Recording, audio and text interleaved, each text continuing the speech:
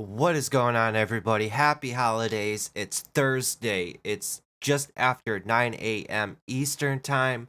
Hopefully, you are all having a great, fantastic morning.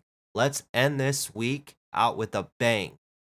Happy holidays, Merry Christmas, Happy Hanukkah, all that good stuff. If you don't even celebrate it, just good times. I thought I'd surprise you guys all today. Jump on, do a live stream, a little special holiday day trading live with Mr. Wolf. Let's end this out. Let's try to put some money into our pockets going into Christmas. I personally think today may be a little bit on the hard side to trade. So let's try to be a little on our toes, as I would say. Let's look for great setups and see what opportunities the market can give us today. Maybe we'll get something special. We'll get a good Christmas present.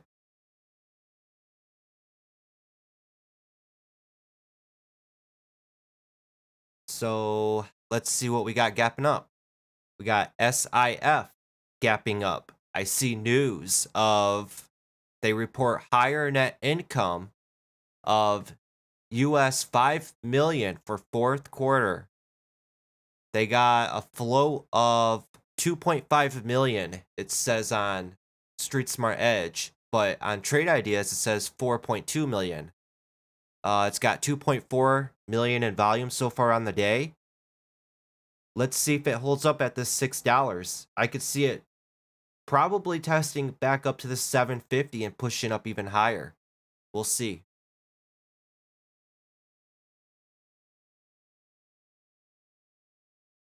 But let me just get this out of the way. Ho, ho, ho. Merry Christmas, everybody. Hopefully you guys all have a great Christmas this year. I hope Santa brings everything that you guys all want and your family, all good health, and all that good stuff. I tried looking last night for a Christmas hat. I had one a while ago. I just couldn't find it. And I was going to open up my webcam and wear my Christmas hat and maybe even an ugly Christmas sweater, but I just couldn't find it.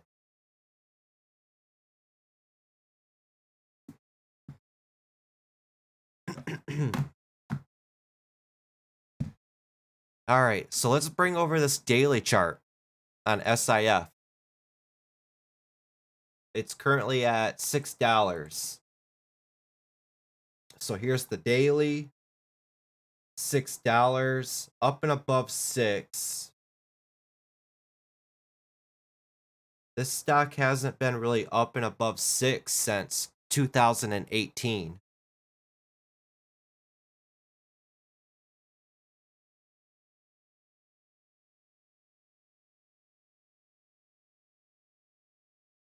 It's above 6. We can run to 650.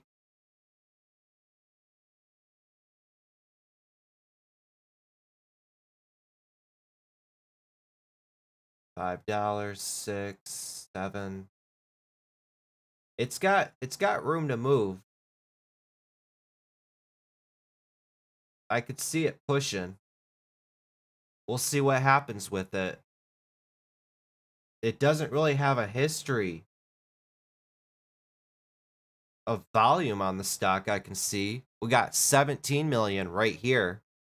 This day it ran from 350 all the way up to 550, so it shot up $2. But you see that wick right there? It couldn't hold on that wick. And also, look at, they put earnings out on here, right here too. So same thing. They just put earnings out today and it's gapping up. And then this day they put earnings out and it had volume on this day. So the stock is in play for sure. See if it can hold up at $6.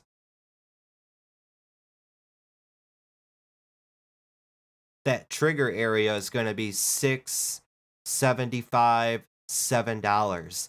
If it can get up past that, it'll shoot up to the highs pre-market at $7.50, And if it can bust through that, look out. I like how this is retracing in volume all pre-market. That's a good sign.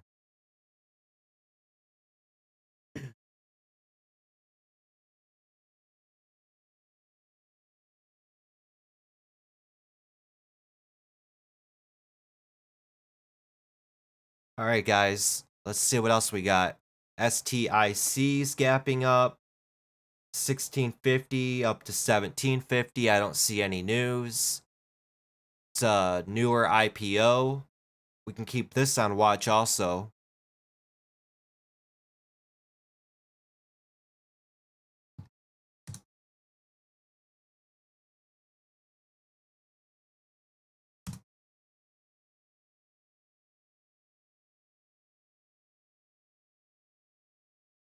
Alrighty. Just trying to make sure, run through here, see if I'm set up and good to go everywhere else. Hopefully you guys seen my last two videos that I put out the past 2 days. Yesterday on SCPS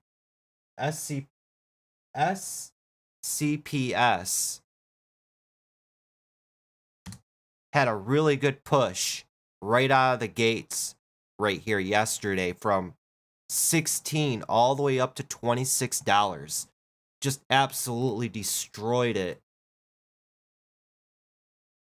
here yesterday. Posted it in chat. I was able to make over $18,000. The past 2 weeks, guys, I've been able to pull in $50,000. That's insane. Insane. I've never been able to do that before in my career. This market is on fire. And then going into 2021, everybody's saying that it's going to continue. This market is going to continue to produce. It's on fire. It's the best time right now to be a trader. Take advantage of it. I'm pumped going into 2021. I think it's going to be a wild year, just like 2020. Ready to see what comes up and pops up, and we will be there to take advantage of it. Everybody in chat's talking about ENG. ENG yesterday ran from 2 up to 260s. Now look at it run today. Good call out.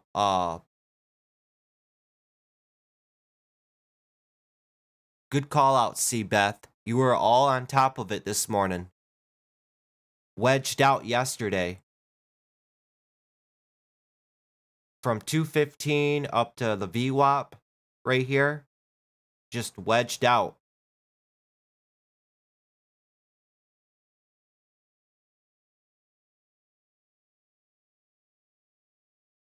I'll just put it right there. Wedged out. Now from 230s, this is shooting up to 270s.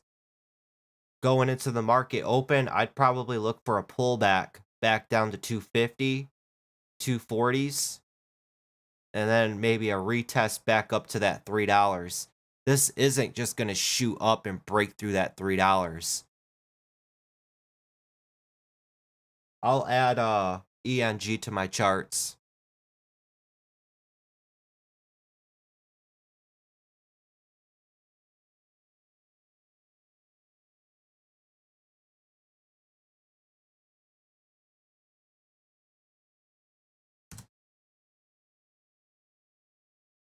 Yeah, look for a pullback back down on this. Don't chase after it.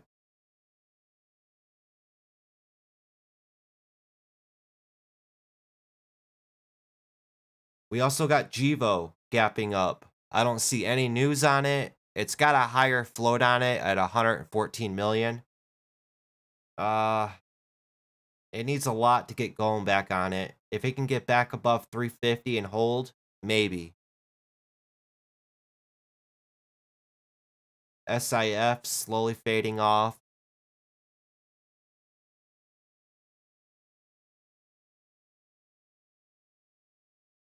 Stay on our toes, guys.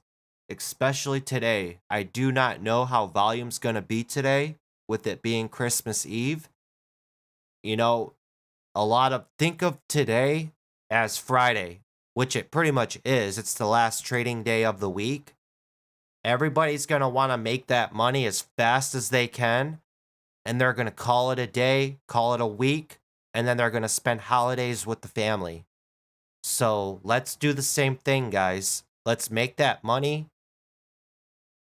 but be smart about it. If the market gives us no opportunities, we'll wait. But don't try hanging around today. Markets close up at 1 p.m. Eastern time. So every moment that goes by, we're going to lose more and more volume.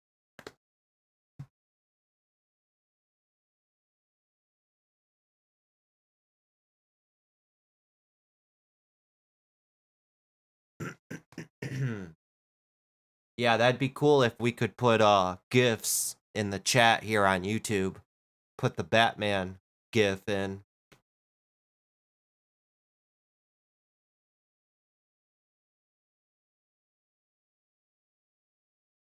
Yeah, my SPY chart right here, it doesn't have pre-market. I don't like the pre-market settings on my ETFs because it's just so wild looking. Like, look at all the wicks on it, and it's just, you'll see a lot of long, big upper wicks and lower wicks, and it just looks ugly. So I just choose to have it off.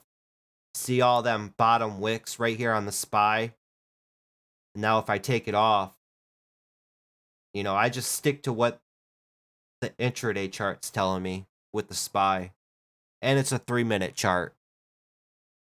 So I just want to quickly glance over at the SPY and see how it's doing for the day. Just the overall trend of it to get a feel for how the market's moving. You know what, guys? I think IPOs are heating back up. I'm seeing a lot of IPOs that opened up a week ago. They'll open, they'll sell off or pop and retrace, and then they'll heat back up. So look for IPOs to start to heat back up. Remember, the stock market's very trendy. If you could pick up on a trend early, that's when you could take advantage of it before everybody else. And then when everybody else shows up to the party, you know, it's always too late.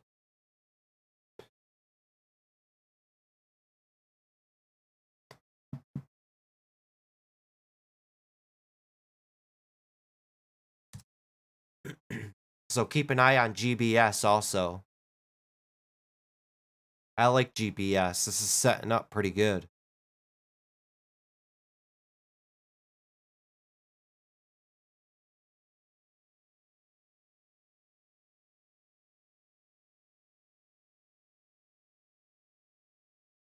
We got 2 minutes for the market open.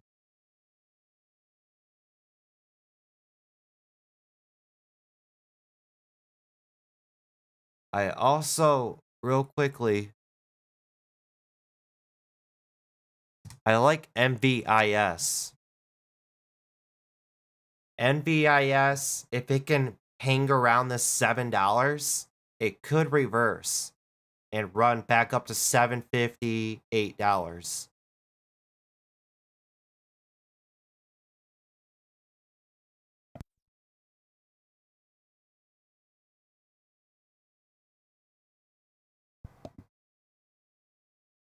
So NVIS, and then DM. I don't know if DM is going to continue or not. It's been hanging around this $20, $50, $21 area, just hovering around. I don't know if it's consolidating before its next push or if it's going to pull back down. We'll see what happens with that. But market's about to open. As I always say, guys, chill out. Sit back, relax. No need to force trades. No need to panic. Be smart about it. If a stock is strong, let it prove to you that it's strong. We got plenty of time, and the market will give us opportunities. The patience gets paid. All right, so the market just opened up.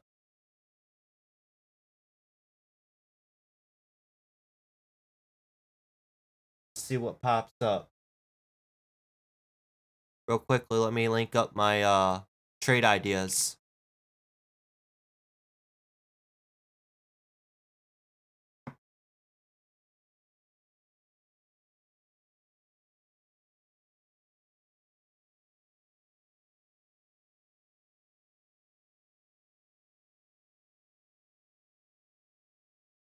Don't forget, we got ENG we were keeping an eye on.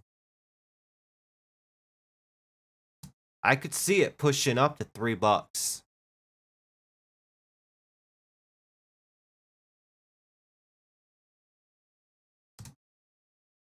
So just keep an eye on it. I want to see maybe if it'll get a pullback back down to 240s, 230s. I don't want it to shoot up just yet. And then Givo is also popping up also. That might be a pump.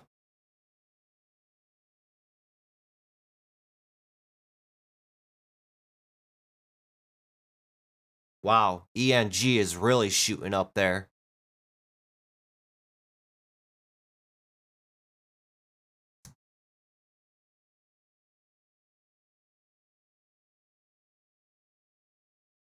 I don't want to chase after it just yet. Market just opened up.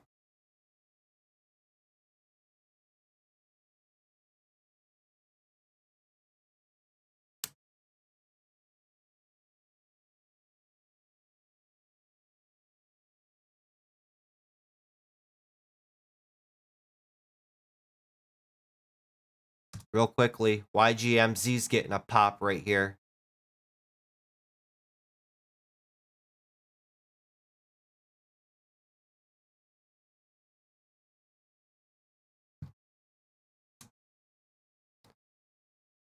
If it can get over $12, it could really shoot up. But be careful. Don't chase after the stock.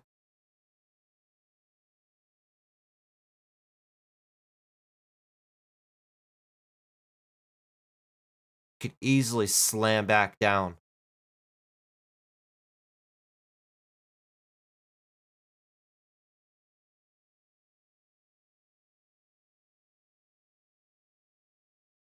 And then ENG real quickly. This is why you don't chase after stocks out of the open. See that slam down from 270 down to 250. Just wait and let these set up.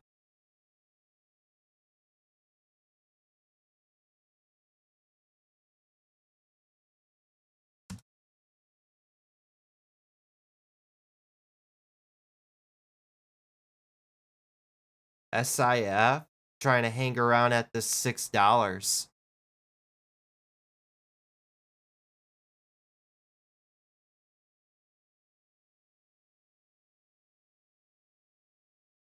VVPR, it's trying. It could pop back up to $10.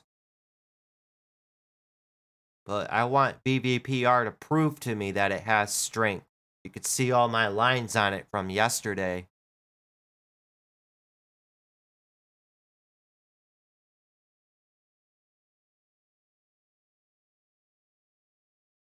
This is that newer IPO, I think.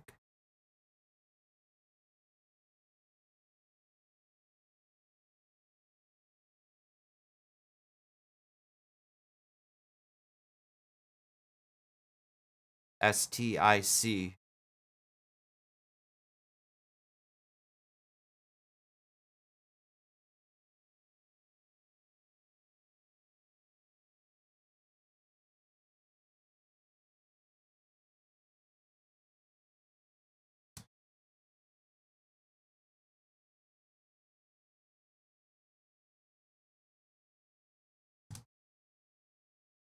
ENG could get that push up to 3.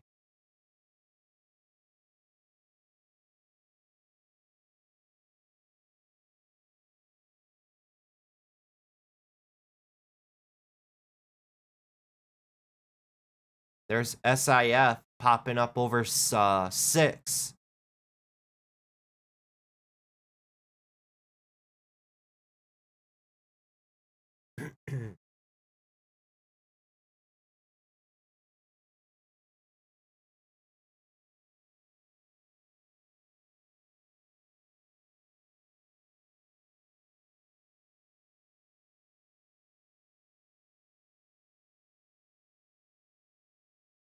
I'm looking, guys. I'm just trying to see what's trying to set up.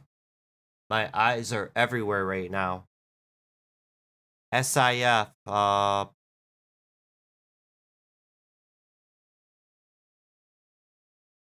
volume's at 3.8 million.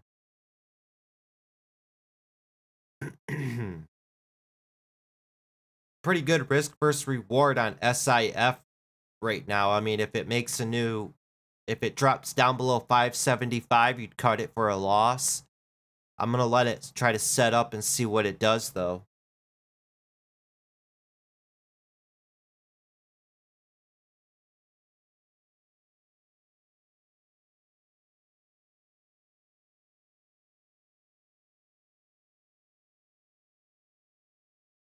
So far, it's getting denied at $6.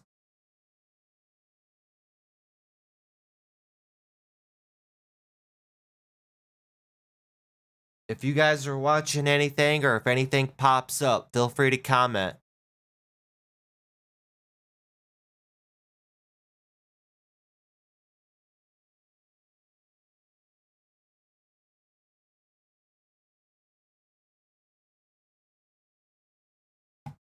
I want to keep an eye on this SIF.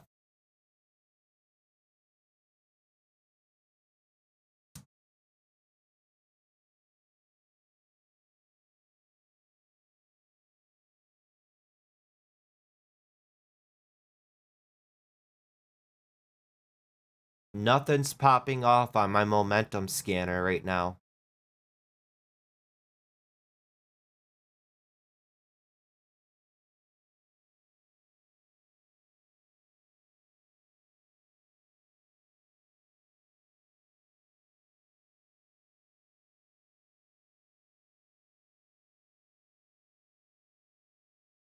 I'm not in anything. I'm not trading anything. I'll let you guys know if I jump in anything.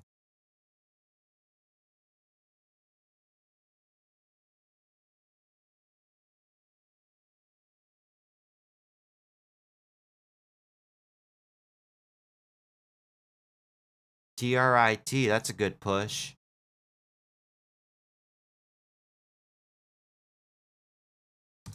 ENG, I kind of feel like it's building up for that push, but I kind of feel like it's gonna fail right here, and it's gonna come back down to this 235, 240 level, then bounce and move its way up to 3.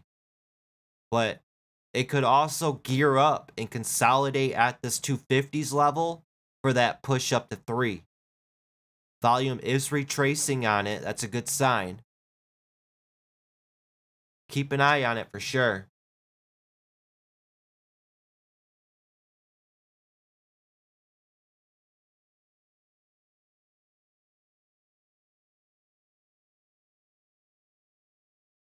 And SIF, it's still hanging around just below $6. But it's got massive volume on it. It's overcrowded.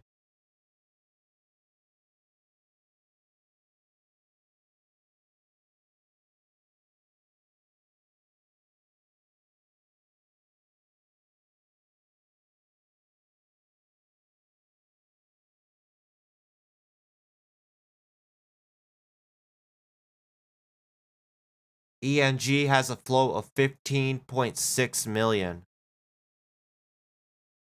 I mean, the risk versus reward on ENG is still pretty good. You're risking like 20 cents to make 50 cents, 75 cents. If it pushes up over 3,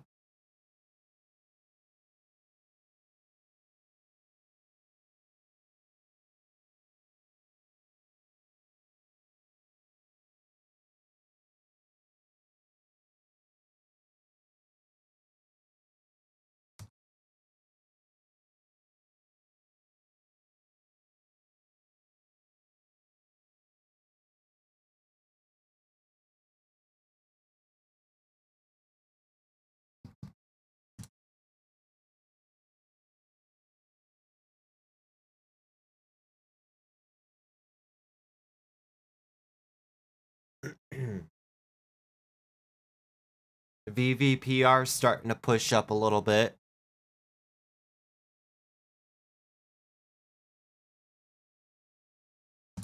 I'm looking, guys. Nothing's popping up and showing strength right now. There goes VVPR up to 10. That was a good one.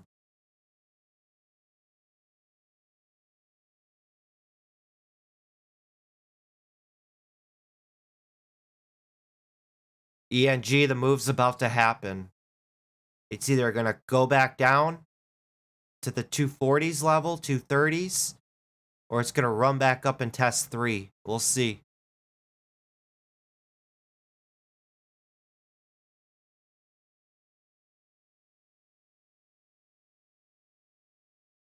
See what I'm saying? I think it'll bounce right here at 230s.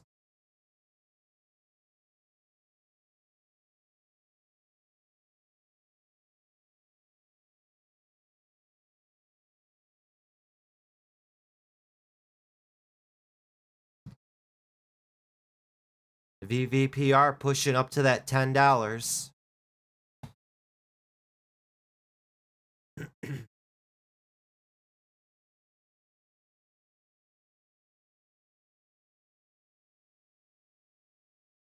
I'm not going to chase after VVPR. I'd want it to pull back. Pull back down to 950 possibly.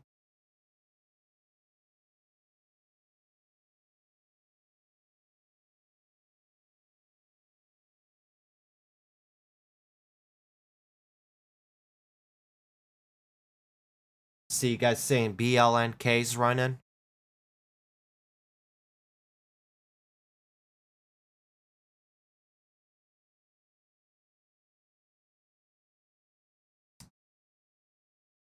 Oh yeah, BLNK, that's a good push.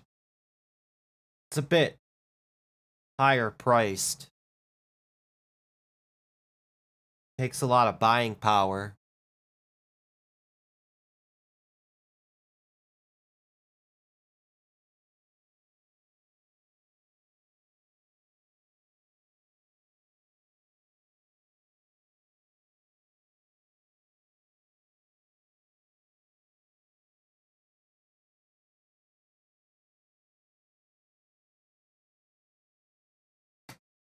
AMPE, good push off that too. There goes VVPR. Good push.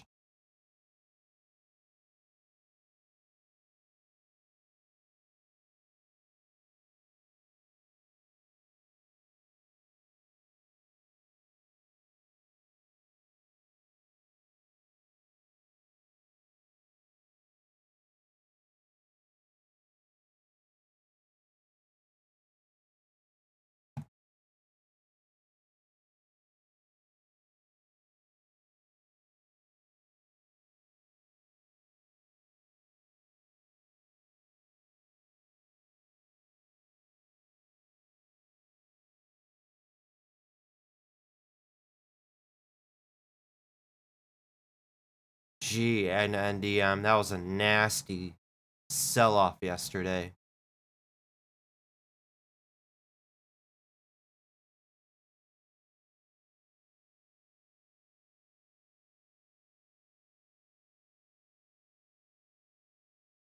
Alright, SIF.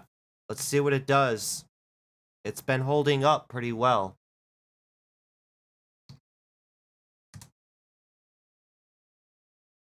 If it drops down below 560s, 550s, it's over with.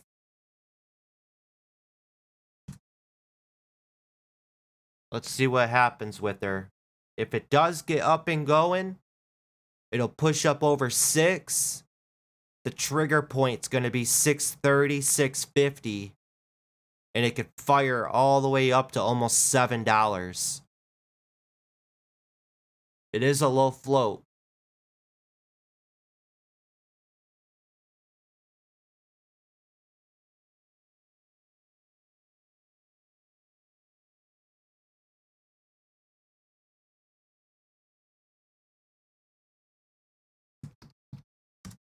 Let me try to pull up Flash SEC real quick.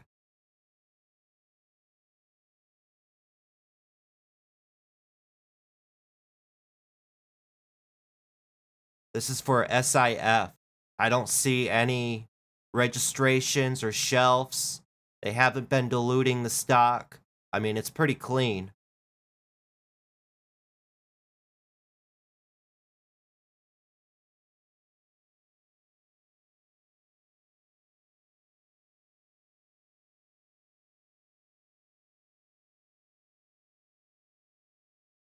I like how volume's retracing right here.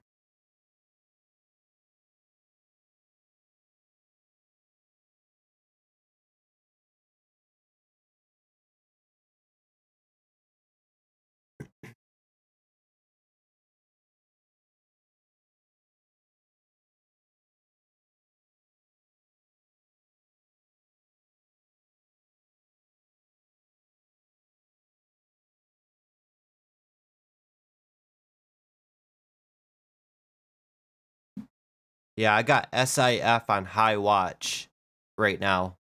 I'm not in on it or anything yet. I like it though. Alright, I'm starting to load up on it. I just picked up 2,500 shares. I'm looking to add to my position if we can start pushing. If it starts failing at the $6, I might pull out. But if it could start pushing up higher, I'm going to add to my position.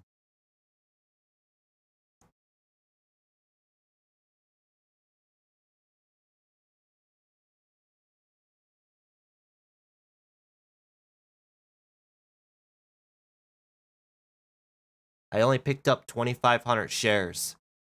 So, let's see what it does here at 6.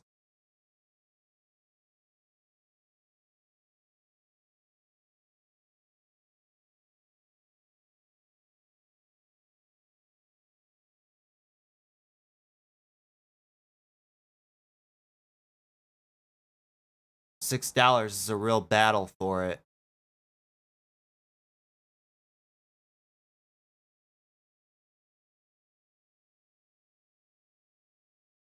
I would hate for it to wick down on me to 550.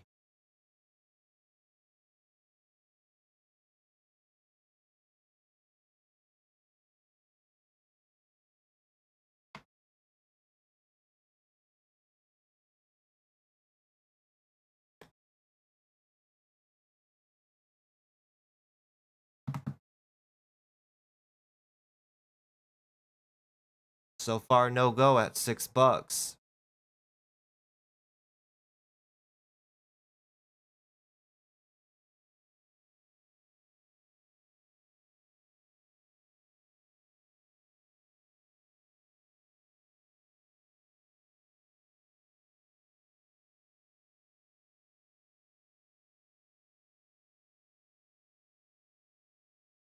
If it drops down below that red line that I have on my chart, it's pretty much over with. I think I'm about to sell it.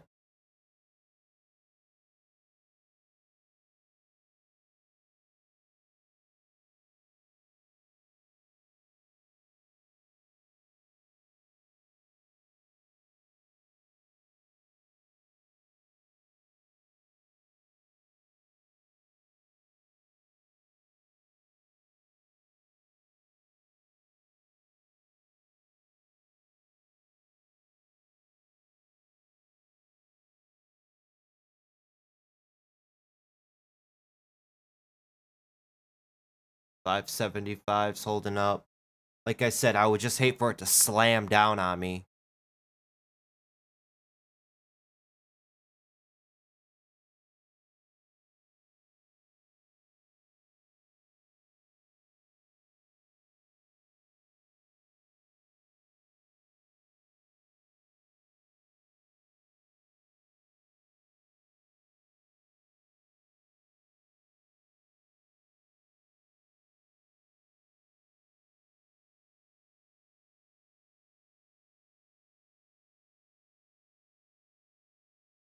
I'm still holding on to my position. I'm down 400 bucks right now. I don't know if it's gearing up for that push up over $6 or if it's going to slam down on us, guys. I don't know.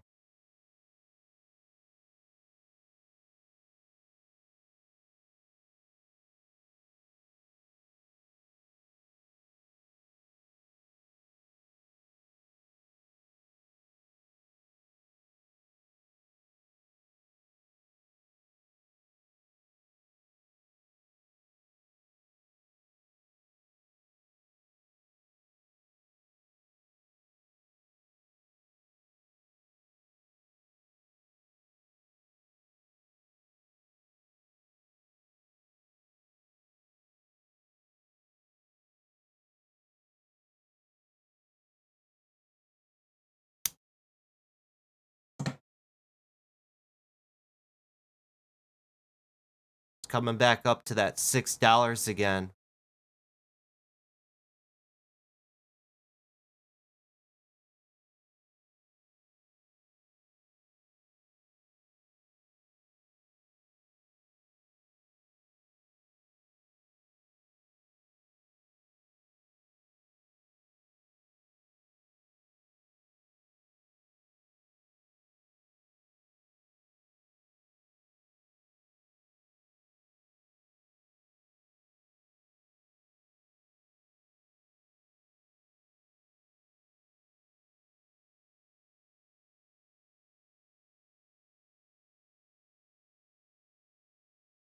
So far, no go at 6.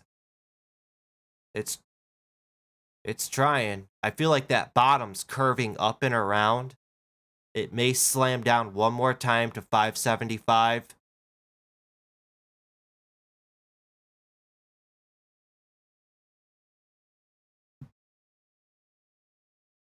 Volume's at 5.6 million on the day.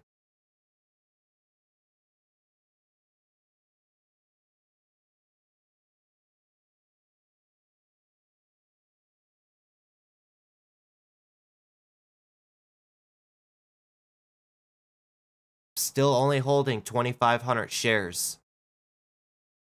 I don't want to buy another 2,500 here and then have it slam down on me holding the bag.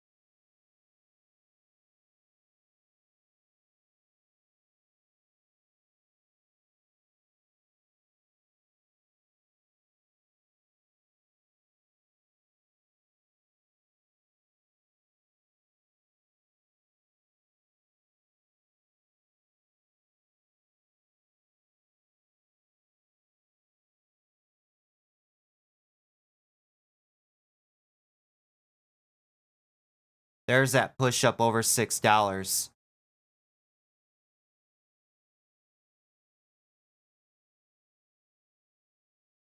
I'll add on right here 2,500 more shares. Let's get that push up to 650.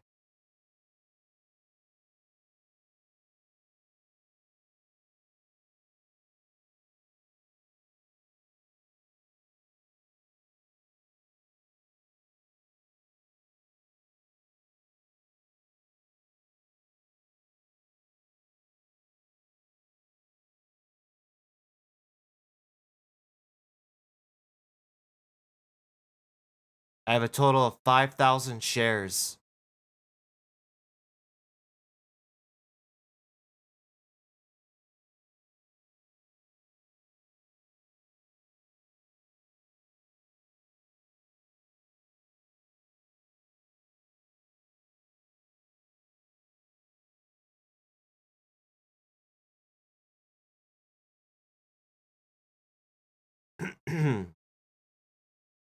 I want to get that pop up to 650 and possibly $7 before I want to start scaling out of my position.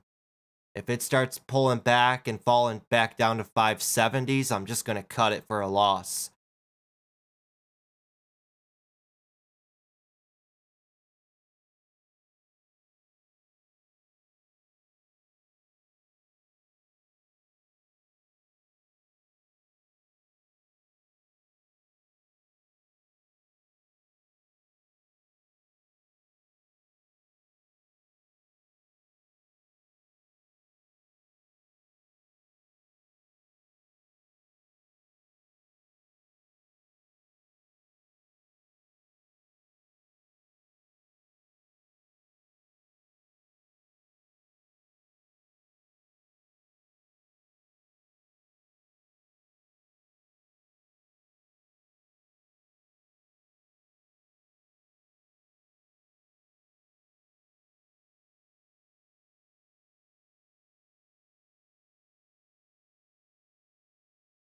Don't pull back too far on me.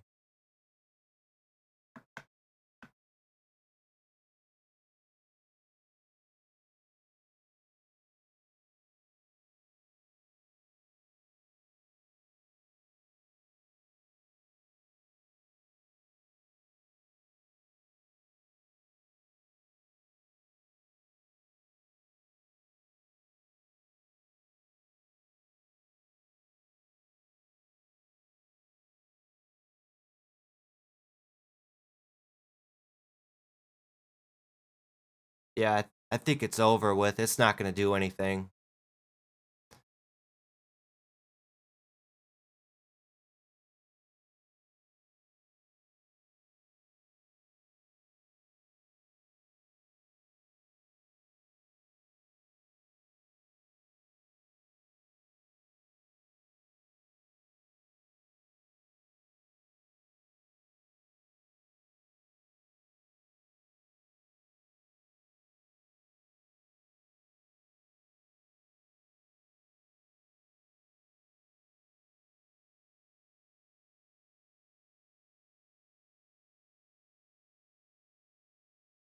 I'll put my stop at 570. If it hits it, oh well.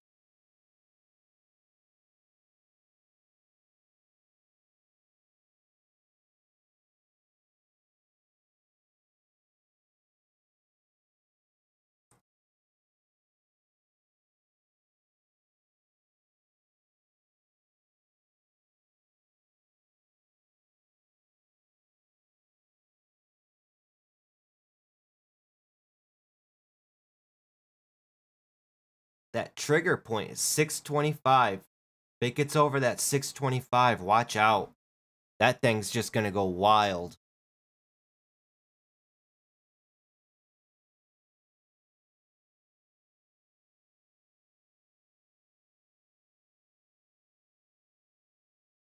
I just don't know if it's accumulating and building up or if it's trapping people.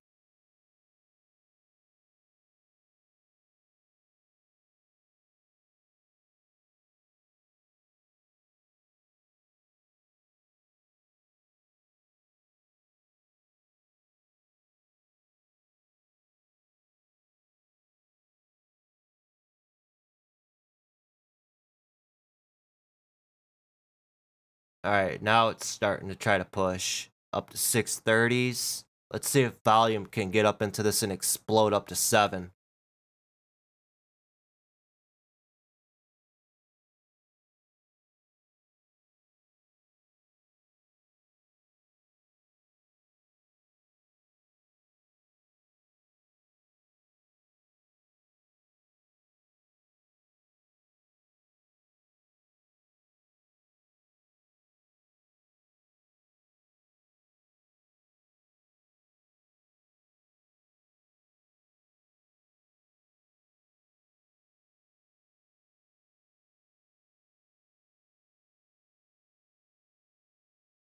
up and moving the way it should.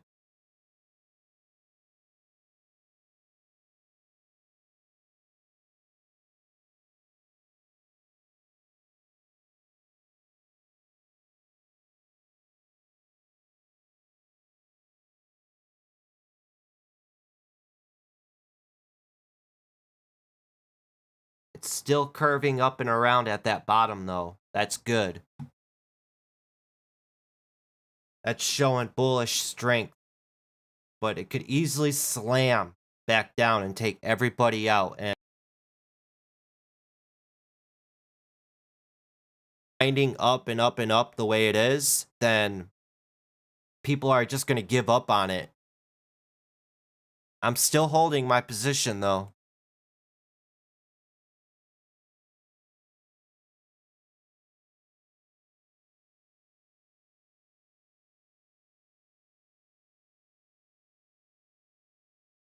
I still have 5,000 shares of it.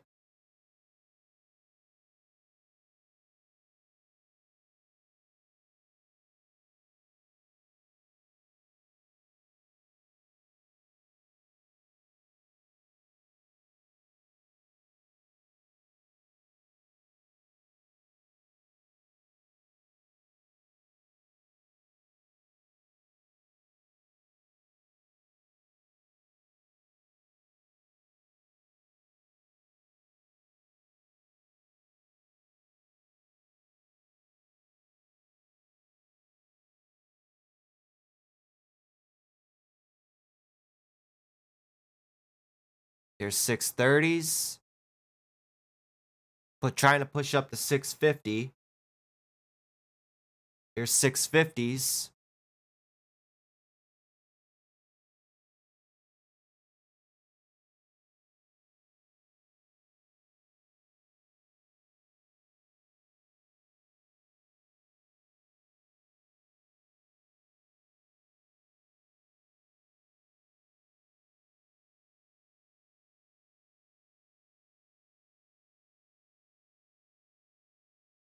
Think it's going to exhaust itself and slam back down to 6.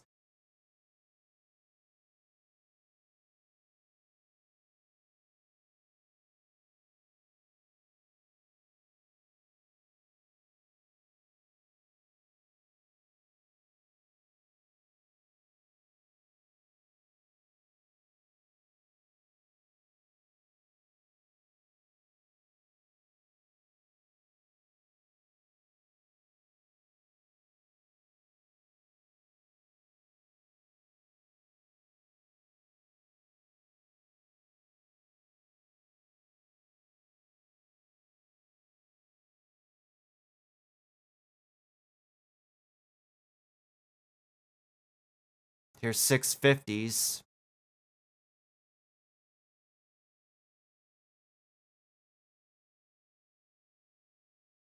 Here's that shot up over 650s.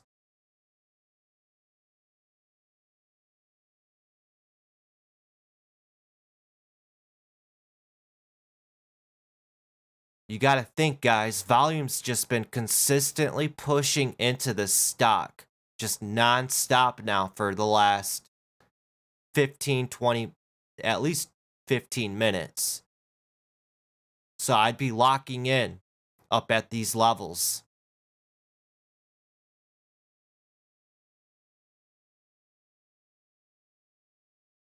I'm going to lock in right here.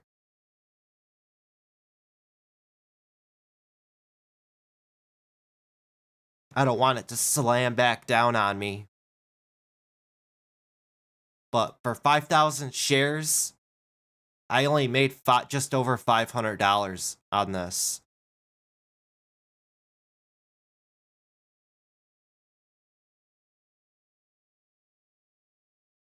This isn't moving like a low float stock, which is kind of weird. You know, I was expecting that big explosion from 620s for it just to surge up to $7. I don't like this grinding action that it's doing. Don't get me wrong, it still could keep going and then keep pushing. You know, it's just the stock's personality, but I don't like this type of personality right here. Because one moment you could be up, the next moment you could be down. But this was a hard one to trade. Let me show you guys.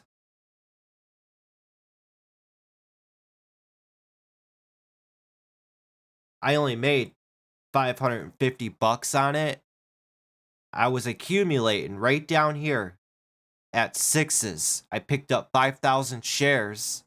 And then when it dropped down below 6, I sold half of my position because I didn't want it to slam down to 550, 525, holding a bag of 5,000 shares. That hurt.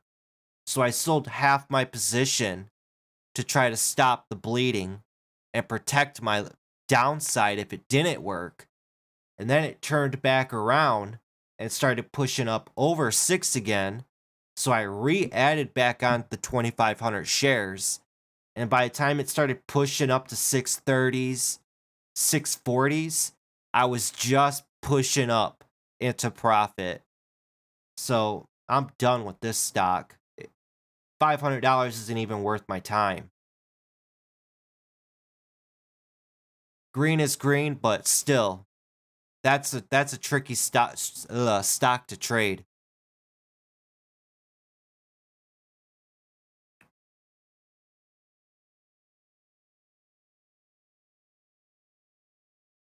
What's the red line I have on the graph? Oh, that's just a moving average. A 233 EMA. I use Fibonacci moving averages. I don't use your basic moving averages everybody else uses. That's a good ramp on INMB, but on light volume. Seeing Givo took off too. Good push there on Givo from 320s up to VWAP to 340s. Now it's pushing up to 360s. It'll probably push back up to $4. I'm not going to chase after this though.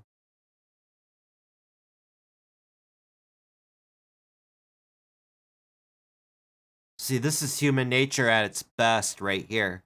You see how there's like no volume on this, and then the volume just starts to ramp up as prices go up higher, because people come and look at this and they see, wow, this was at $12.50, now it's at $16.50. Look at all this money I could have made. And everybody, it triggers that emotional it triggers that emotion of greed, and they compulsively buy, thinking it's going to push up higher and higher.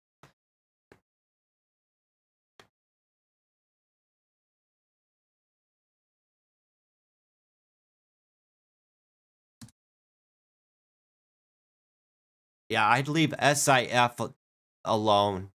It's just too much is holding it back for how low of a float it is. Don't get me wrong, it still has strength at this area it's holding. The sentiment is still bullish. I traded this so badly.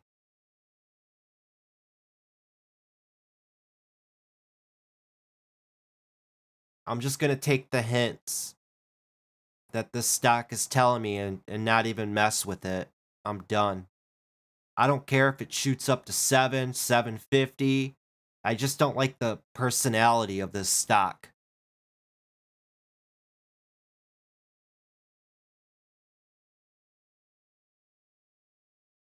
It gave me my green. I'm good.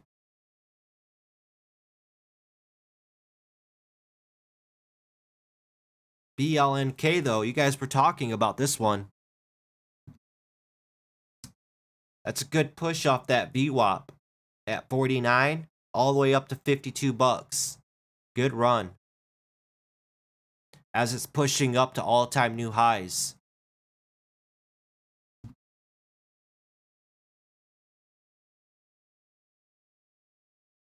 Very nice.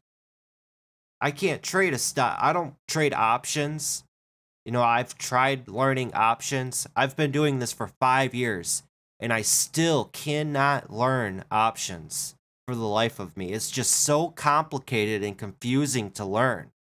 I try and try and try and try, and I could just never grasp it. And I practice, and I just can't get it. But with high price stocks like this is where you'd be looking to trade options. I can't put up money to buy shares of this. I'm not going to put up $150,000, $200,000 to buy what 300-400 shares of this to make $600. That's just not worth it.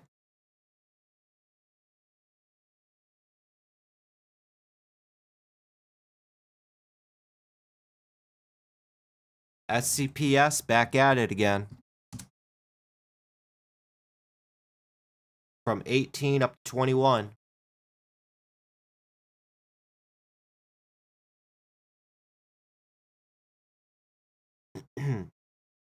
Even NLTX could push off that VWAP. 1325 all the way up to 1425 now.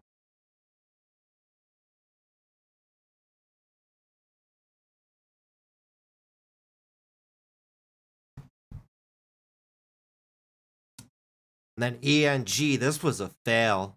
It had a good push pre-market. But man, that's a bummer that it's sitting down here like this.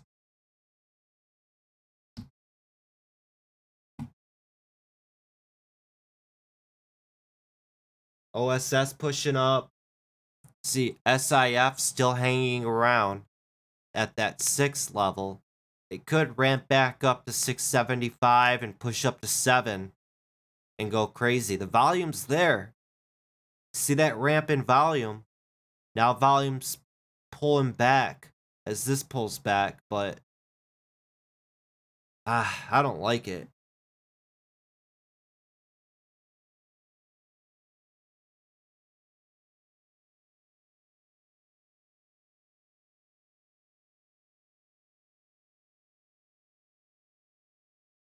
AG Capital says NLTX. Volume's super light on this stock. It's only at 716,000 on the day. I'd just be cautious because you get slippage like this.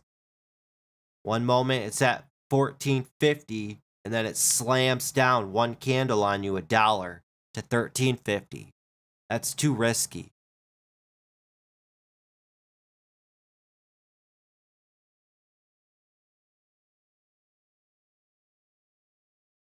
Volume's super light today, guys.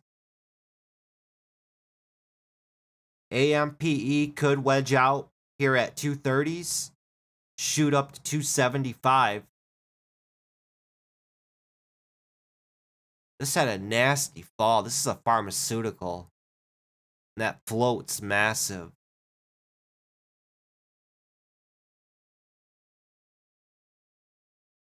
Nah, stay away from AMPE. It's not worth it. It'll top out at 266. It ain't worth it.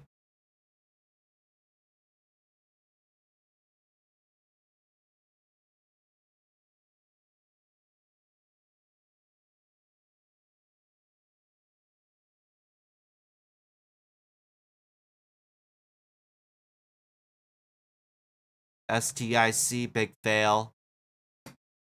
What'd you guys trade? What are you guys doing for the holidays? You guys visiting family? Hanging out at home? What are you guys doing? Leave a comment in the chat. What are you asking Santa for this year? What's your New Year's resolution? Every year I try to set a New Year's resolution going into the new year. And then I'll tell you guys a little secret too that I did. When I first started getting into day trading and learning, I first started learning from Tim Sykes. And if you know Tim Sykes, Timothy Sykes, he rants a lot, and he goes on these big rants about not being lazy, getting off your butt, studying all night, and studying all hours of the day. And his rants get you pumped and motivated to start working and going after what you want. And 5 years ago, I wrote a note to myself, and I have the note still posted on my fridge, and it's all yellow now because it's getting older as time goes on. But hold on, let me go grab that note and I'll read it to you guys. And it's a good reminder too, because it's something that I see every single day, and it's good to remind yourself of your long-term goals. So let me go grab that real quick.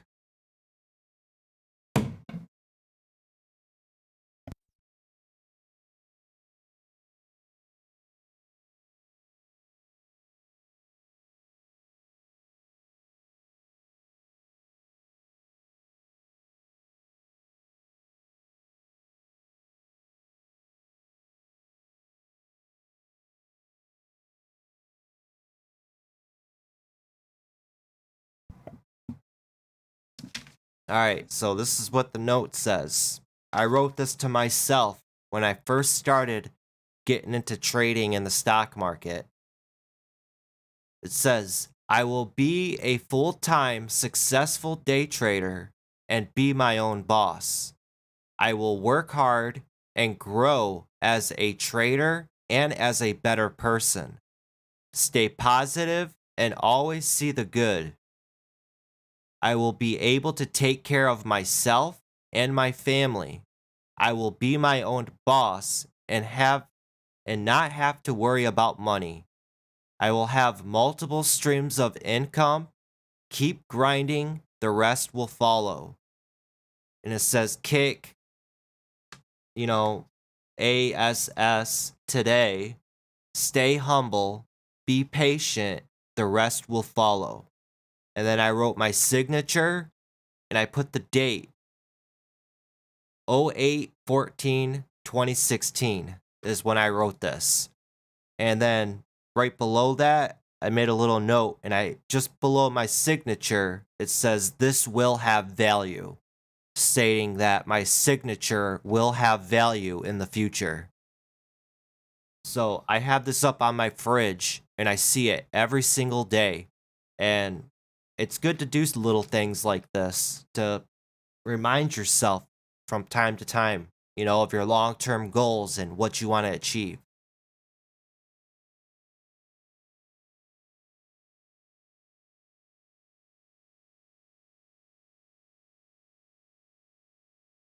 All right, so Harvey says he's gonna smoke some good green tonight and eat some wicked food. That sounds awesome. Sounds like a good night. Hopefully you are able to get in a good movie with that too. I don't think I've seen any good movies recently. I tried watching the new Star Wars. I haven't seen that yet, but I didn't get through it all. Hawk Driver says, bought the girlfriend a skateboard, so I gotta teach her how to skate so we can skate down to the coffee shop for our morning coffee. That's awesome. That's really cool right there. Get her some knee pads, some elbow pads, and a helmet. Safety first.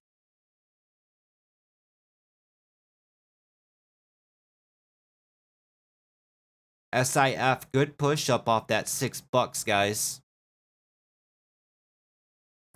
See, I said there was still bullish sentiment into the stock. It was still holding up at support, that $6. Good push up to 650 here.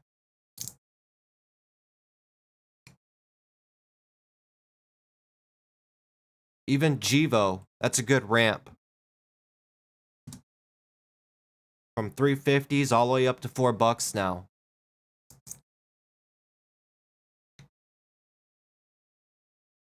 I'm gonna try to search around for one more trade. We can't end the live stream up just $500. We gotta at least cross 1,000.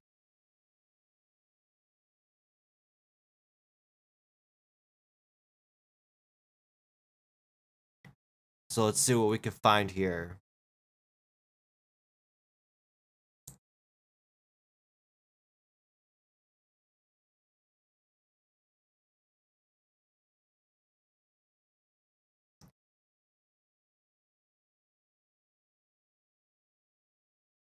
I'm even going through my old playlist. Or not my playlist, my watch list. Down here at my weekly watch list. I'm just not seeing anything.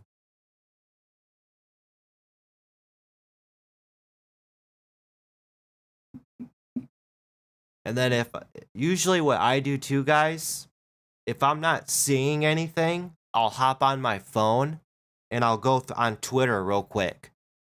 And then out of all the traders that I'm following on Twitter, I see what they're looking at, see what they're thinking and what their ideas are. That's a good way to generate ideas for trades also.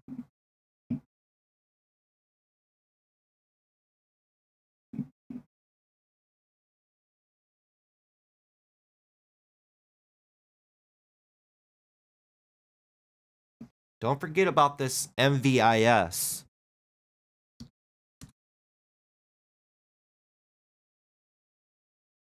It's in a downtrend right now. Slap a trend line on that bad boy. And it's right at that area it bottomed out right here at 650. Draw your support right here. 650. This could possibly from here get a good snap back up to 675.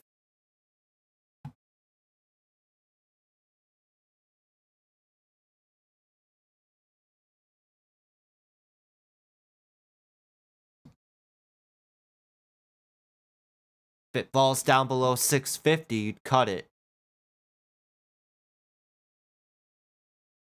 Possible quick scalp opportunity of 25 cents.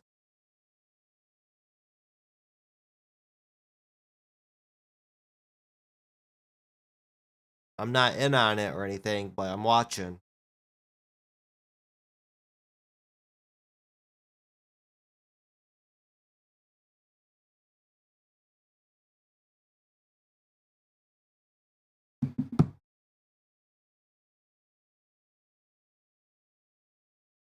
Wow. Screw you, SIF. All the way up to $7.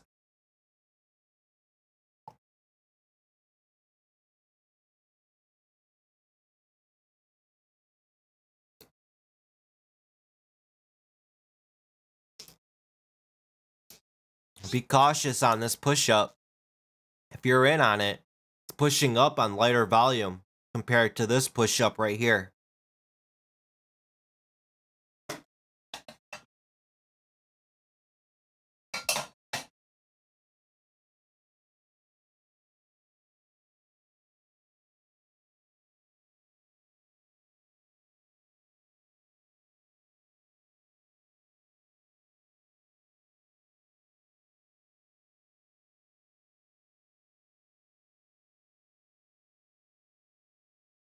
Yeah, you could definitely tell it's Christmas Eve. It's just volume's just light across the board.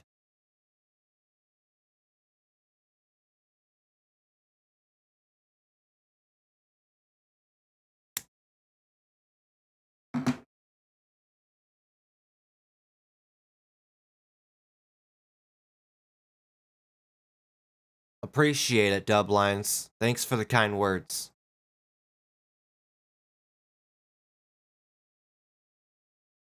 Joe D asks, please walk us through on how to re-enter a trade later on in the day that was good in the morning. Alright. Harvey, yeah, I was going to ask how you find these stocks. Norman, Wolf, what was the number on a float you said you should look for on a stock that would be bullish? I say the lower the float, the better. That's my favorite saying. The lower the float, the bigger the rip. You know, if the float is I try to stick to trading stocks if the float's below 20 million, you know, the lower the better. But I've had stocks gap up with the float that's 150 million with great news and the price action's there. The stock's moving dollars at a time. So it just all depends on the situation. And then how to re-enter trades. It's about risk management. So if you took a loss on that trade and later on you want to try to re-enter back into it, you don't want to try to be so aggressive in the mindset of, let's say you're down $500 on the day and later on the stock resets back up and you want to take the trade on it. You got to be cautious of not revenge trading and wanting to try to make back that $500 and exceed and go green on the day. You know, a lot of people will screw up and they'll over leverage, they'll double down to try to make back that loss. You can't do that. You gotta protect yourself. Always think of that mindset of you want to be here tomorrow. So work your way back up. Go maybe half of what you if you took that $500 loss and you bought 1,000 shares, buy 500 shares of it this time and just slowly work that, cut it away. Cut that $500 loser into a $250 loser. That's still good. You know, you cut your losses in half. It's all about risk management. And if you enter in on the trade and the stock's not working and it's going against you, cut it and walk away for the day. Start again the next day. You know, usually when I start in the morning, I trace a trade and it's a feeler trade for the market. My first trade of the day, I'm not going balls to the wall, buying 10,000, 20,000 shares, going for that home run. I'm buying a couple thousand shares of a stock and I'm getting a feel for the market and I'm still analyzing the market to see how everything's flowing. And if everything's aligning and I can see the market really well and I can call all of these stocks, like I could say SIF $6 support, it could run back up to 750. And then another stock, I could say, for an example, WBAI 420 support, it could run back up to 450. And then 20 minutes after I said all that stuff, the stocks are doing exactly as I said. I'm aligned with the market. I'm feeling with the market. I'm one with the market, you know? So I have a feel for how the market's moving. Or if I called all that out and none of it worked and nothing I said worked, I'm not seeing the market today. And that's little notices that you have to pick up and notice as a trader. It's all about what you're feeling, what you're seeing. And a really hard thing for traders to do is to admit when they're wrong. You know, nobody likes to admit when they're wrong, especially men. So you have to man up and admit when you're wrong and just tell yourself, today's not my day. I was wrong. And try again the next day. Because you don't want to sit here and force trades and dig your grave deeper and deeper and deeper. Because one bad day could wipe away days, weeks, months worth of work.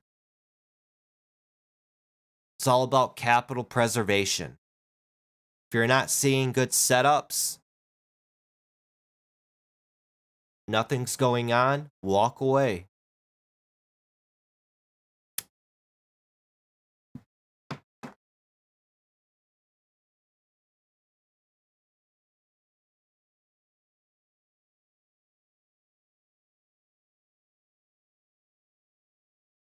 Someone's talking about, what's the tickers? TRIP?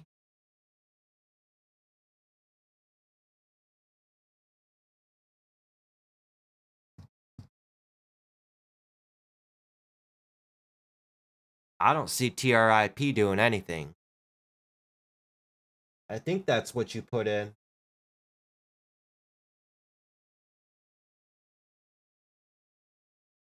Real quickly, back to ENG. I wouldn't give up on this. It's still hanging around at that level. This would probably be more of a swing trade on ENG. You'd put your risk down below 220, and this could run back up to $3. It is hanging around at the support right here. That's a good bullish sign. Now VVPR's back at it. Look at that big fail. And then it came right back up. Just below $10. Now it's shooting up over 10. Volume on the day is at 1 million. Let's see if volume keeps pushing into this. People remember VVPR. It is a past runner.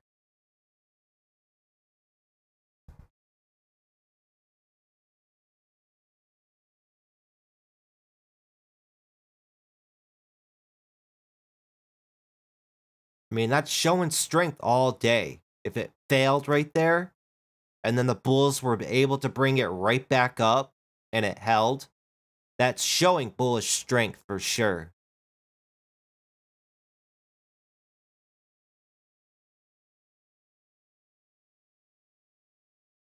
Over 1050, this thing could really start up and going.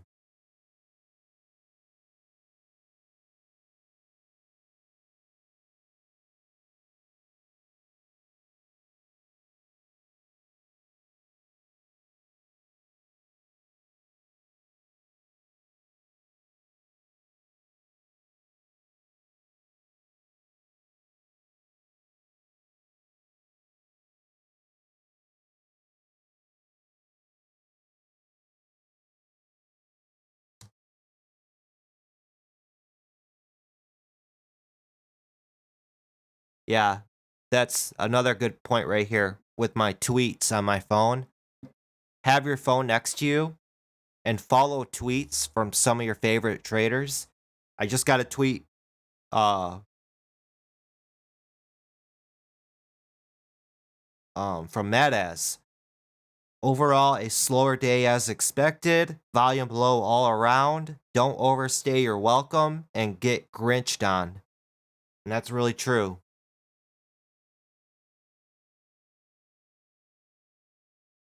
Jivo, that's a good pullback here.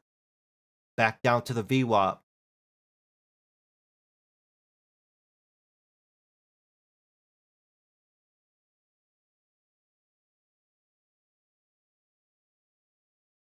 I just don't know if Jivo has it in it to push up to 4 with volume being light today, guys.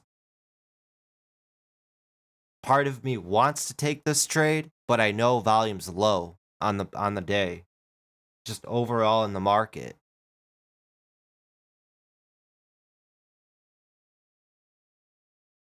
I think all the attention's on SIF. This thing's a beast.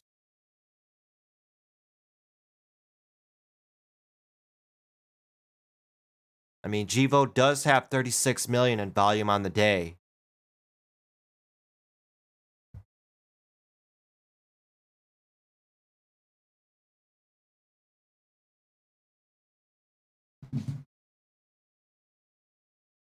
See, and there's that pop up to 370s.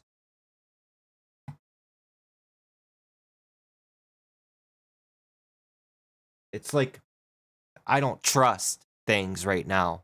That's what I would say. I don't trust these moves. That's why I'm getting trigger shy.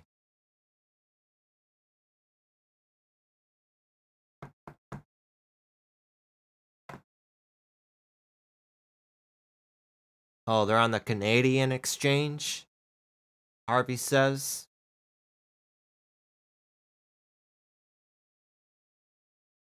Someone said BTWN.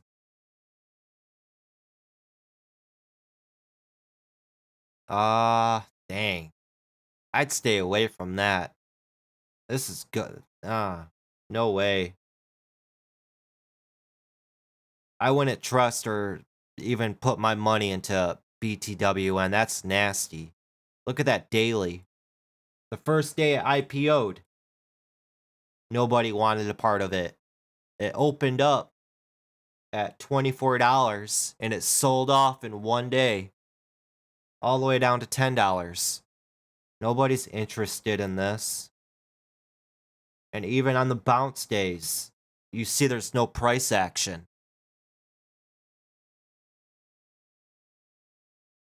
You want to trade stocks that are volatile, not that are moving pennies at a day.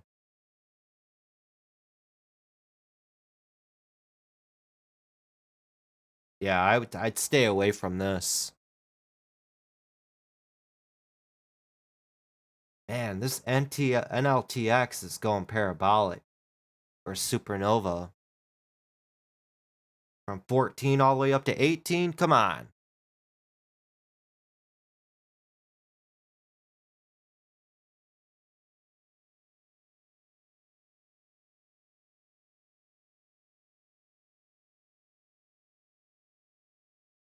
I'm going to add it to my charts over here.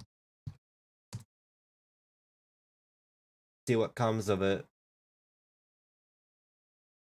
Is you guys think SIF's gearing up for that push up over 7? What do you guys think? Or is it building up for a big death candle all the way back down to 6? I personally don't think it has the strength to push up over 7 because volume's light everywhere in the market. We're getting all these pushes up on light volume everywhere. I'd be cautious.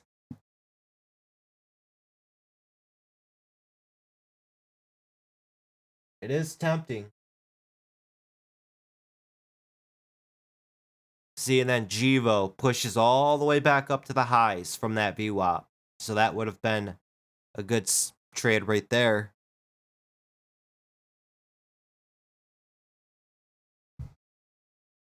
Harvey says psychedelic stocks have had a recent push on the Canadian exchanges. I don't really pay much attention to the Canadian exchanges unless they pop up and they're the hot stock, in the world. I mainly trade the NASDAQ, New York Stock Exchange.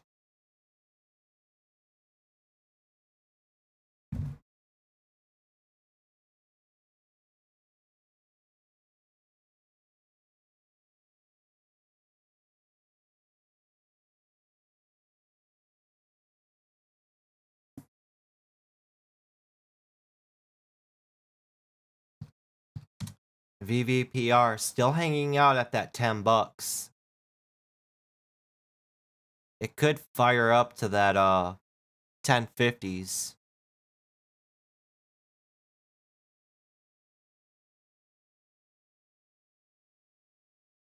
See, here's a good example right here. You see what VVPR did right here? Looks like SIF's doing the same thing.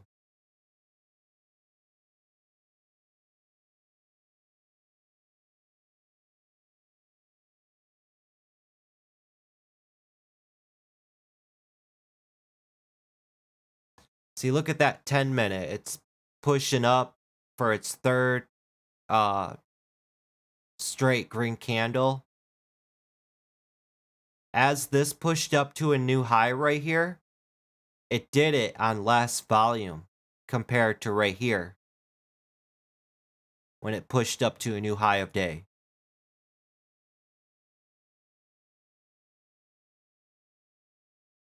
Keep an eye on it. it could power through that $7.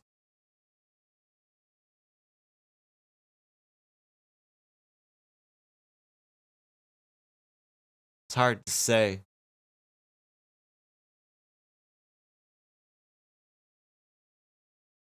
Put that risk down below 640. Risking 20 cents as of right now.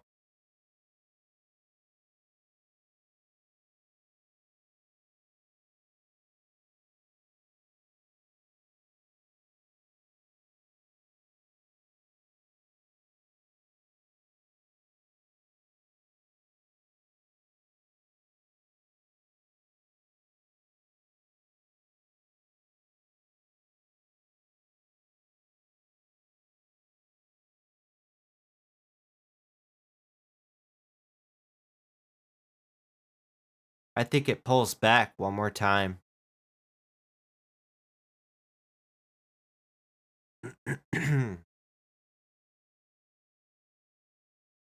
Jivo looking to gear up for that breakup over $4.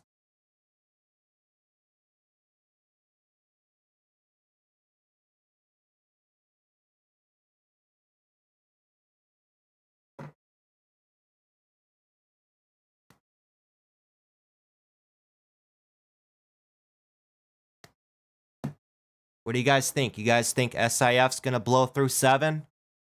Leave a comment. Let's see what you guys have to say.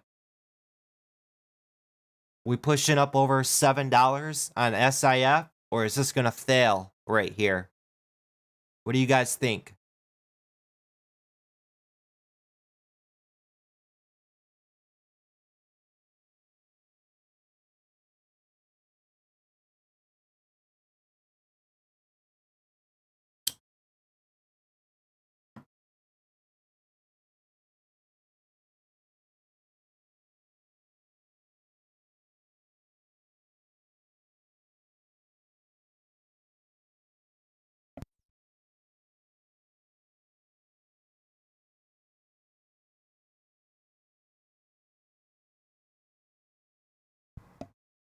I'm waiting to see if one of you guys will comment.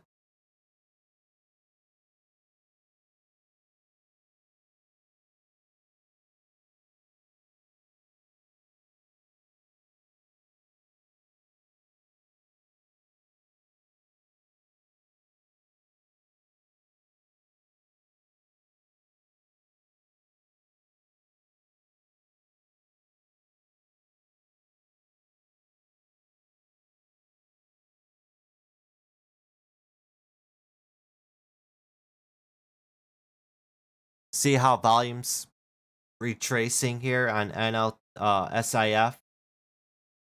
Draw a trend line. Just like that. As it's pulling back. Now it's failing.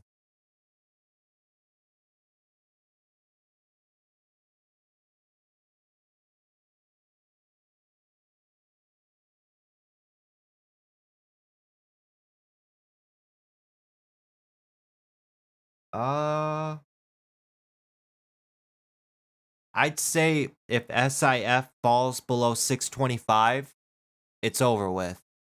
But for right now, it's still holding up.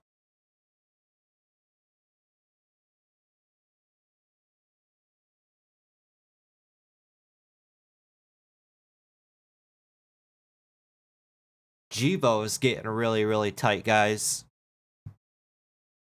For that push up over $4. It could do it. But at this point, you'd be risking 25 cents.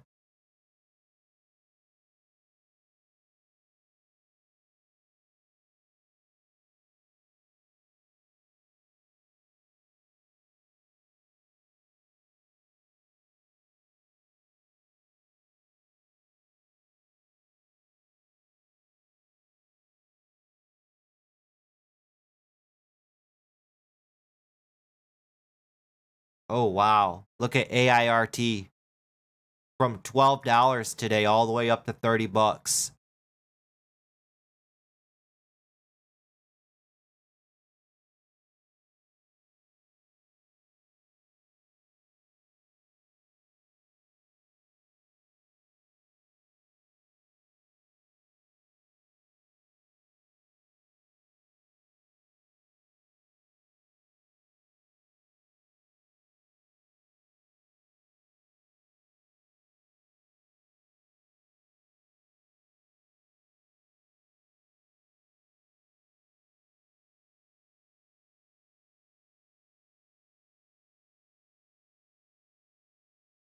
You guys think Givo's gonna go?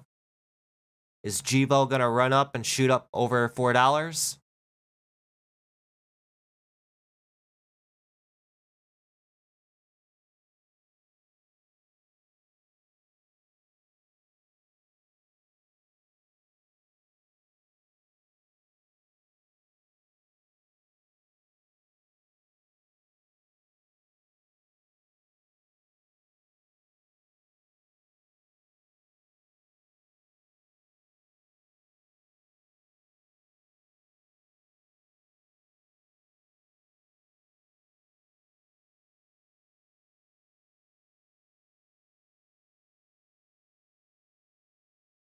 Look at that.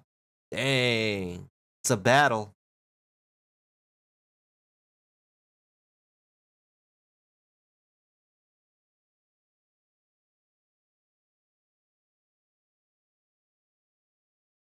Oh yeah, SIF's done for. Look at that. See how I called out earlier when this pushed up to a new high here? It did it on less volume. Pay attention to the hints the stock's telling you. Givo trying to push up to 4.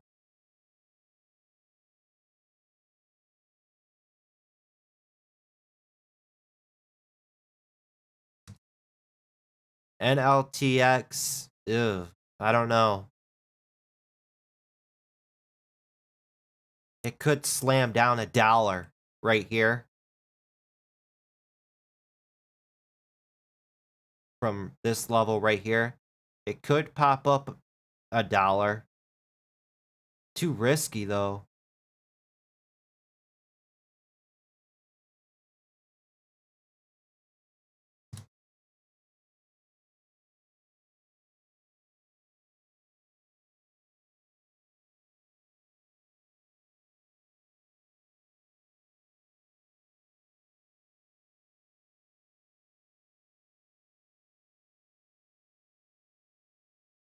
This stock's crazy. VVPR. I'd be looking for this $10 to hold up right here if I was trading VVPR.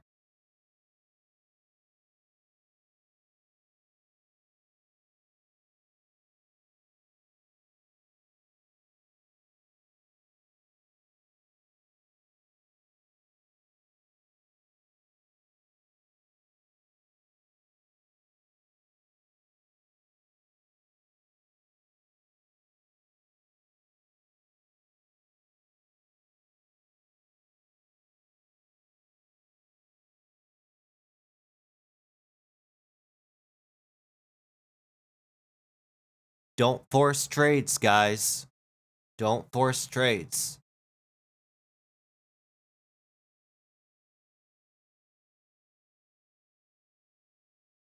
I only took one trade today. That's it.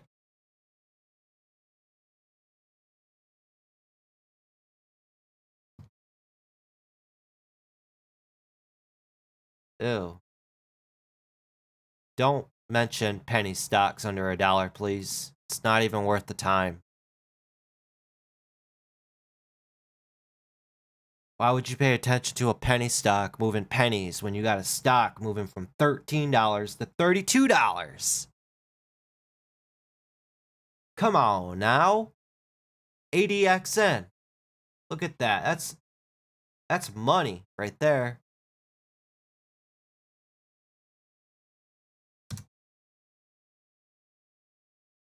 Wow. Let's say, for an example, you picked up, just for fun, you picked up 1,000 shares at $14 and it's up to $32 now. 1,000 shares, you'd be up $15,000.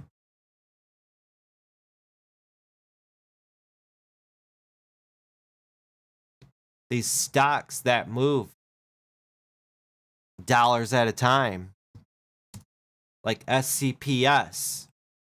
This is how I was able to make $18,000 yesterday off of just 2,500 shares. I mean, a stock moving from $16 up to $26? That's crazy. And then you got people that say, well, you got to worry about the SEC halting these and T12 halting them. It happens, but it barely happens. Like, if you read into the news release and it's just obvious that there's some scam going on within the company, my whole career I've only seen maybe three or two stocks get T12 halted.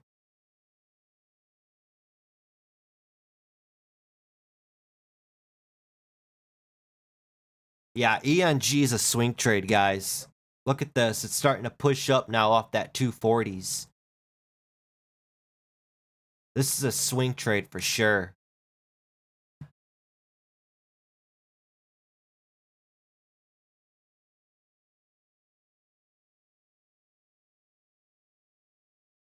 Good push on STIC from 17. Didn't see that coming.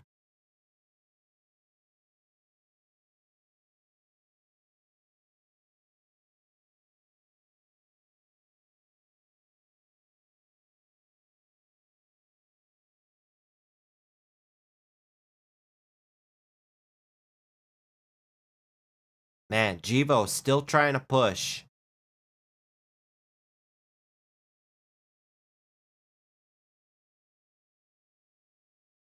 You guys think Jivo will break $4 today?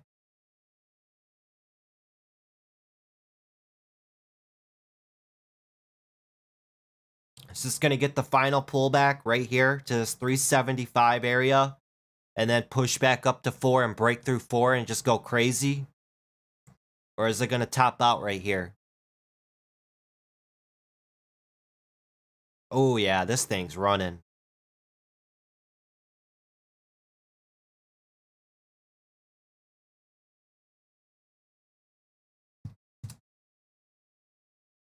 Wow.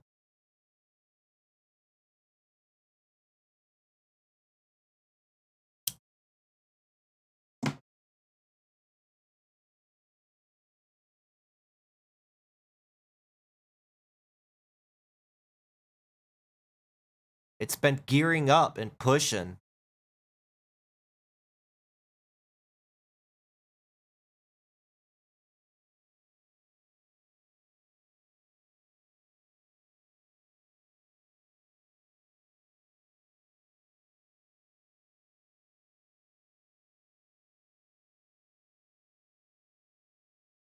That's crazy.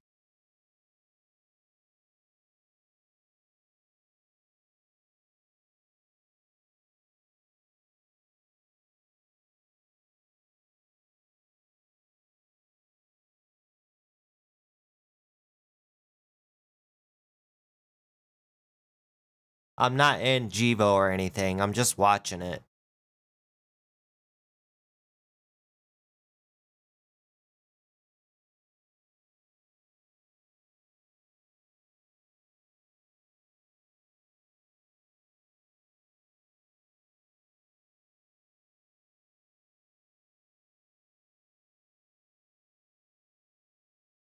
Put your risk down below 380s. You're risking 10 cents. It could shoot up over 4 up to 425.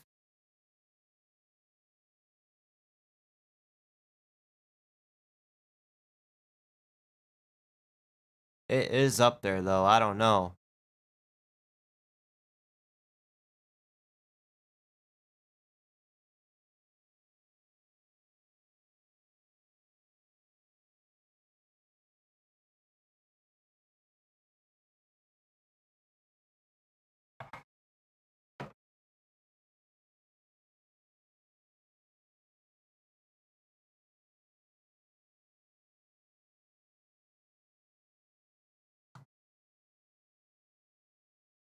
What are you guys saying?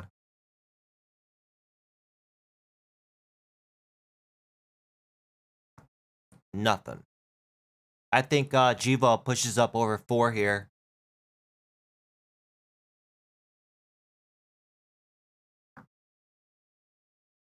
It's risky buying in this high, though. Accept that risk if you're chasing after it. It could slam all the way back down to 375. I can't chase it up this high.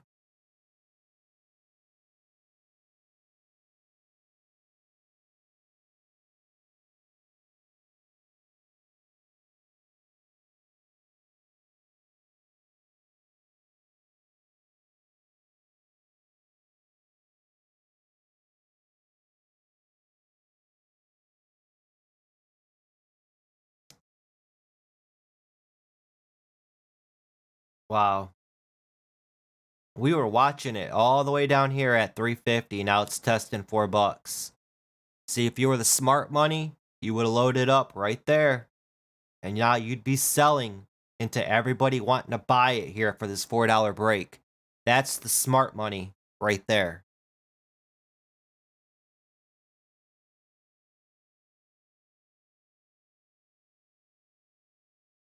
Jivo pushing up to all-time new highs or multi-year highs.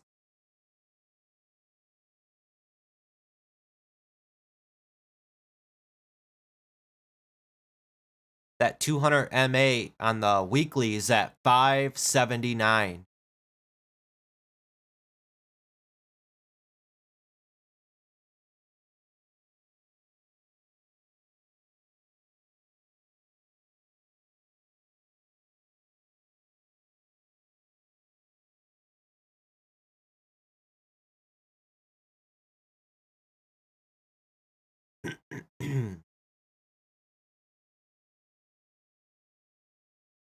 Man, they really did milk that $4 push up right here. Imagine being in that and you're just waiting for that $4 surge and it pops up 3 cents. They pop it up 3 pennies and then they slam it 25 cents.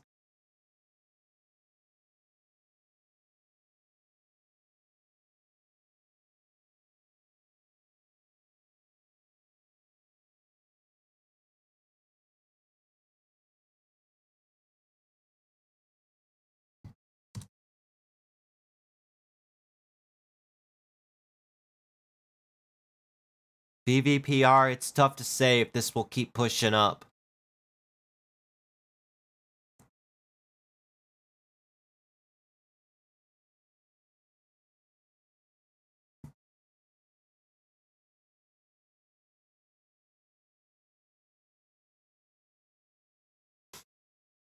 Now Jivo's starting to push it all the way up to 410.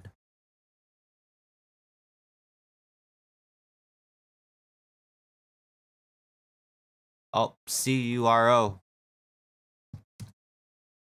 I had an alert on this. It's starting to push up to 1450s. Up over $15. You'd be risking 50 cents.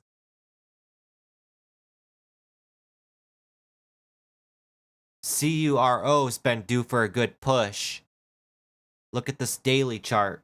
From that big day that it had right here, from 11 all the way up to $21. It pulled back now for 3 straight days. The mid-candle breakout pattern, guys. Look at this. Let me get my marker real quick. This candle right here, it pulled all the way back to that midpoint of that first green candle. Now you can see it's bouncing right off of it. Mid-candle breakout.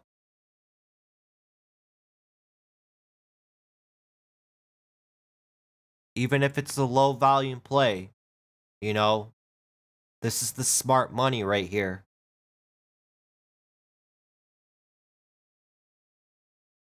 And then you just got to have that patience, you know, to hold on to it and just let the play work out.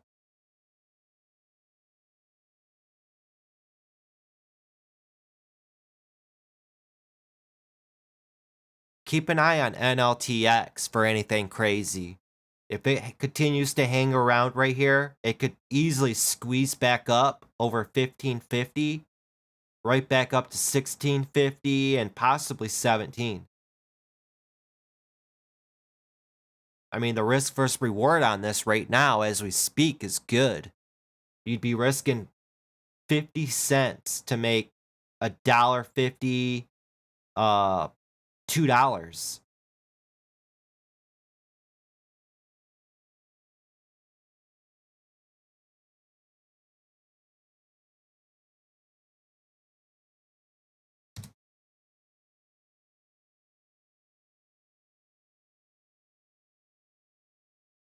There is some buying coming in on it.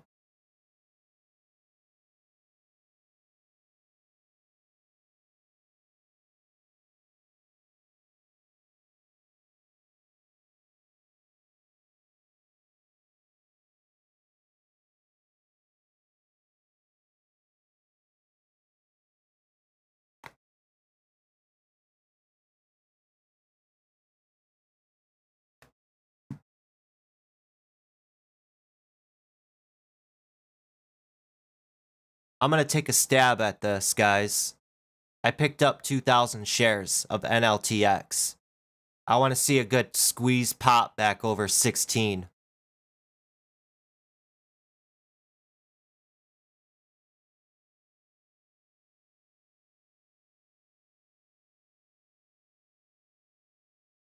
There's our push.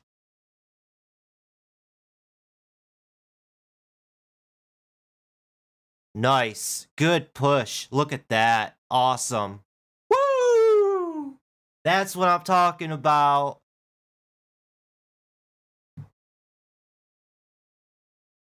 Quick, $910.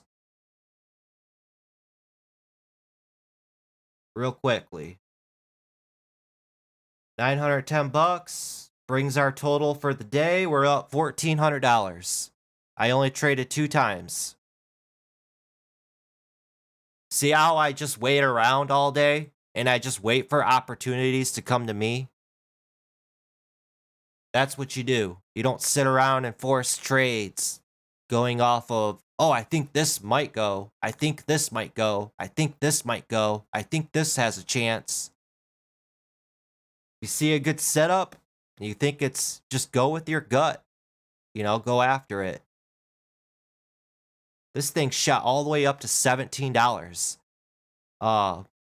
This is what I'm talking about right here, guys. Don't pay attention to stocks like, what was that? What was it? I'm trying to find it real quick. LKCO.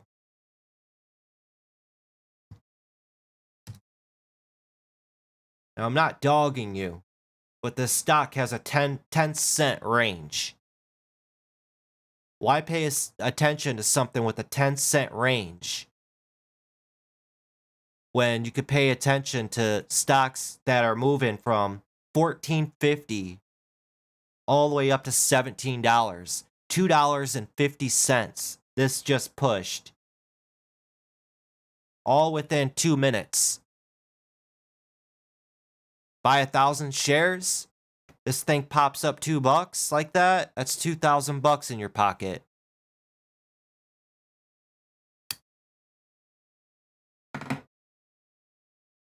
I'd much rather buy a couple thousand shares than 10,000, 20,000 shares on a penny stock.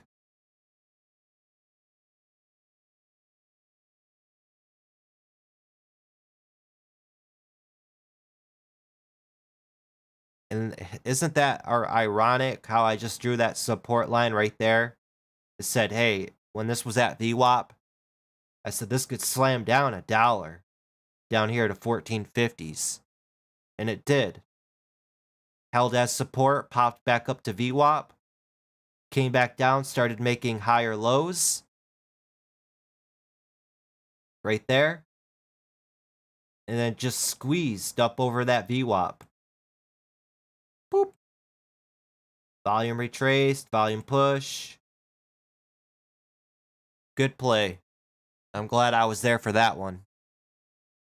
It may bounce here at 1550. Right here. Back on up.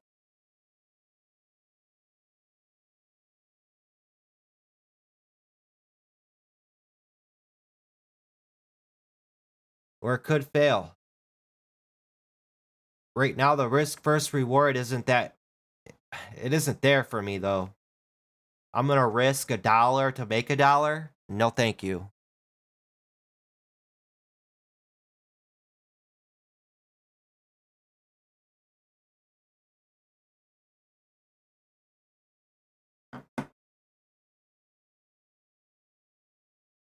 See, AG Capital, you're on top of it, man. You said mid-candle breakout on the 65-minute. I don't see a mid-candle breakout on a 65-minute.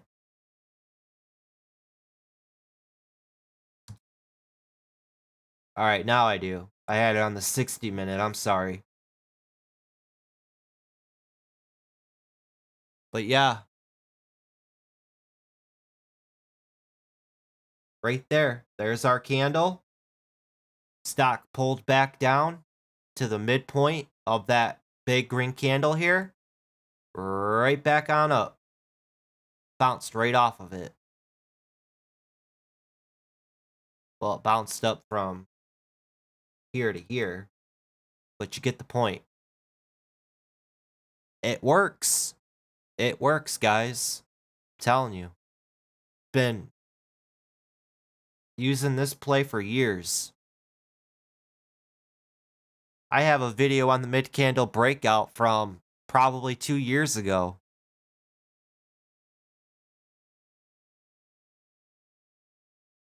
Patterns work over and over and over and over again because human nature never changes. You know, you have a lot of people that say algorithms and robots are taking over the markets, but who makes those robots and who programs those algorithms? Humans do.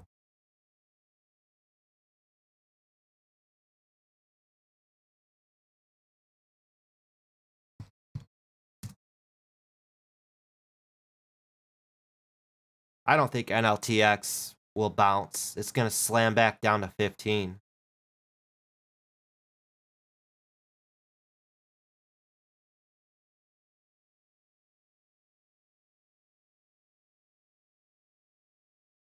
Just to show you guys, I only took 2 trades today, guys. SIF for 550 bucks and NLTX for $910. Total of 1,450 bucks. That's a good day for Christmas Eve.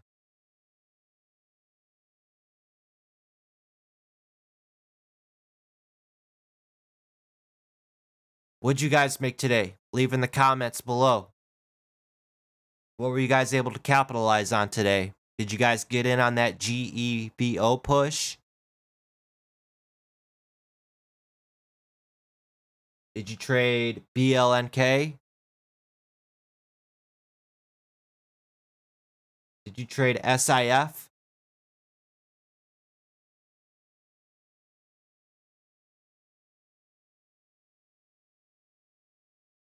That's what we do here, guys, at Trading Learning 101. We make money every day. Every time I live stream with you guys, we make money. Every time.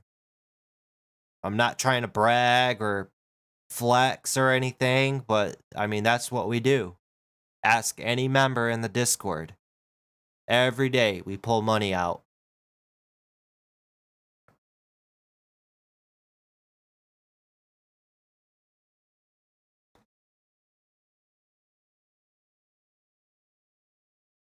Joe D asks, mid-candle breakout from larger time frames only? I mean, it can happen on any time frame. I prefer it to happen on bigger time frames, though, because you got to think, the bigger the time frame, the bigger the move. Big picture. Always think big picture ideas.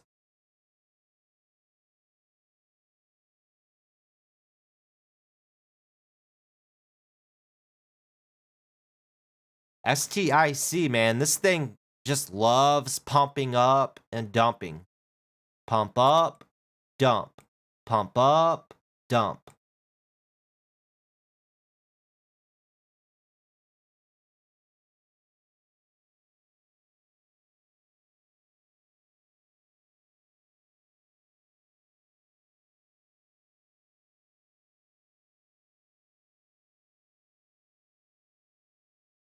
How did CURO do?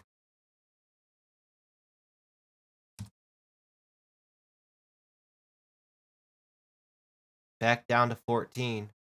I think it is gearing up though for a push up over $15, but it's extremely light volume. Extremely light. I'm not gonna go after this stock. After a stock makes a big move, like this day right here, keep in mind, the longer this thing drags out, the more interest, people interested in the stock lowers. So, big day here, there's going to be a lot of volume. Then the next day, there's still going to be people watching it. But then the third day, less people watch it. The fourth day, less people watch it. The fifth day, less people watch it. And so on, which leads to these very, very light volume plays. So you got to be careful. One big seller could ruin it for everybody. It's like the guy that takes the basketball home because nobody picks him to be on their team. Don't be that guy.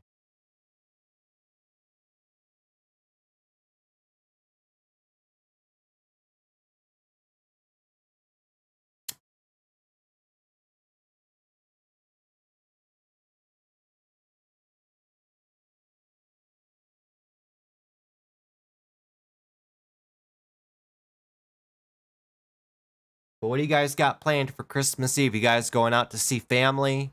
You guys staying in and cooking, or just gonna hang out and relax? After today, I gotta drive out an hour to go see the family. I live in Michigan, so I live in the Ann Arbor area, so I gotta drive out to the Jackson area.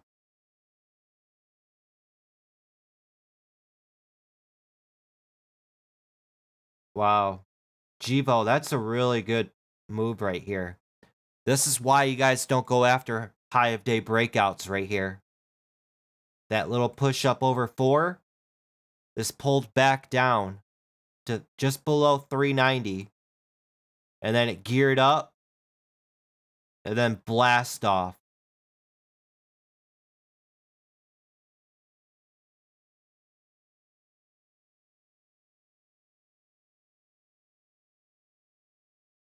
That's a good 30-cent push.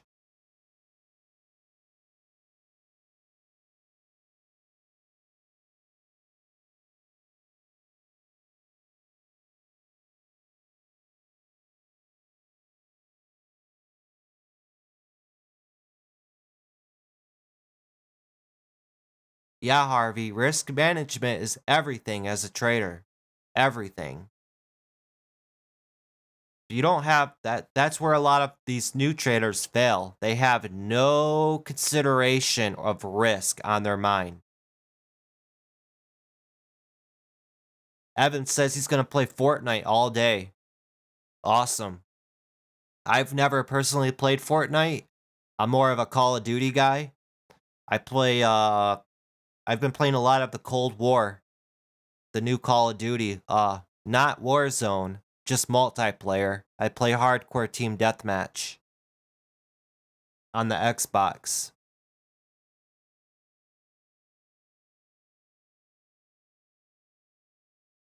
I appreciate the kind words, Harvey. That's awesome. I used to not be like this. Back in my day, I was working at a dead end chicken joint. No desire to do anything with my life. No desire.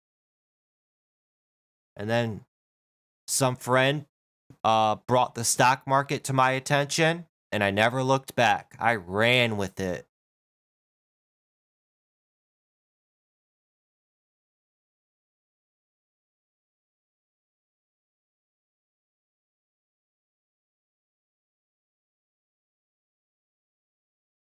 That's good. Keep it up with the risk. Always considering your risk.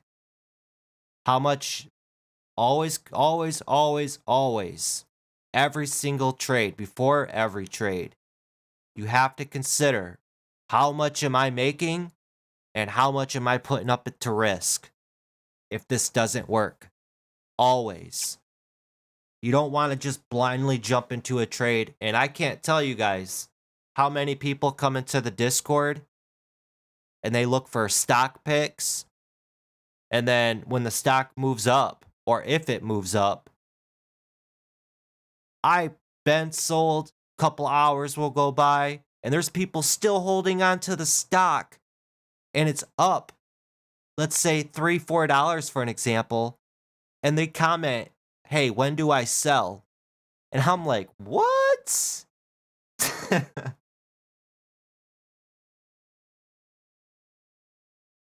People just throw money into the market. New people do. They just don't care.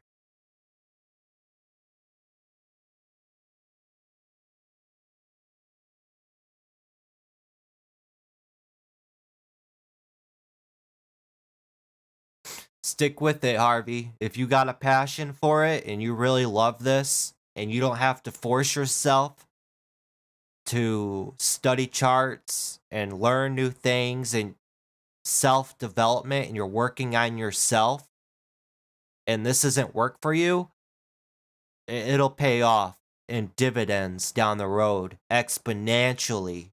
I'm telling you, do not quit. Things may be everywhere and not make sense right now, but I promise you, a year, 2 years from now, a light bulb's gonna go off and you're gonna go, wow, okay, now I get it. Now this makes sense.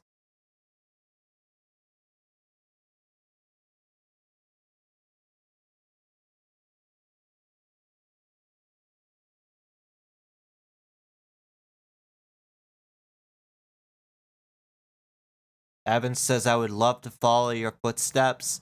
Just start on video 1 on the YouTube channel. I've been posting videos on YouTube for over 2.5 years now.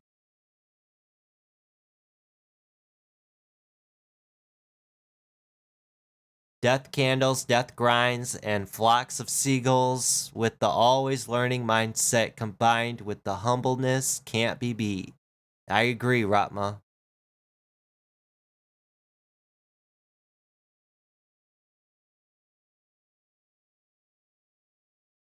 Someone wants to know my thoughts on paper trading.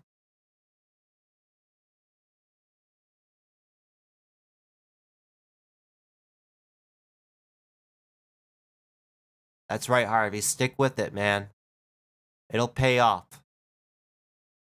One of my favorite sayings is all good things come with time. And then do also what I did showed earlier. Write a note to yourself in the future and post it somewhere where you know you'll see it every single day. Put some time and effort into that note. Write down some of your long-term goals. And let's say you put it in your bathroom, right by the mirror, or right by your bed, so you see it every day before you go to bed, and it's the first thing you see when you wake up. And I have a picture in my bathroom that says, one positive thought in the morning could make your whole day, or could change your whole day. Surround yourself with good people and positive energy, and it will rub off on you. If you hang around people that are, complain all the time, have excuses, always have a bad attitude, that's bad juju. That's going to rub off on you, and It's gonna stick to you, and it's energy. Energy. We're surrounded by energy all around us in our everyday life. Energy.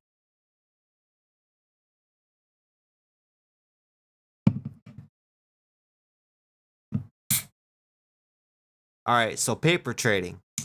Let me I'll give you guys my 2 cents on paper trading. Let me take a drink of my coffee. I think you guys will like what I have to say about paper trading. Yeah, vision board type of note. Yup.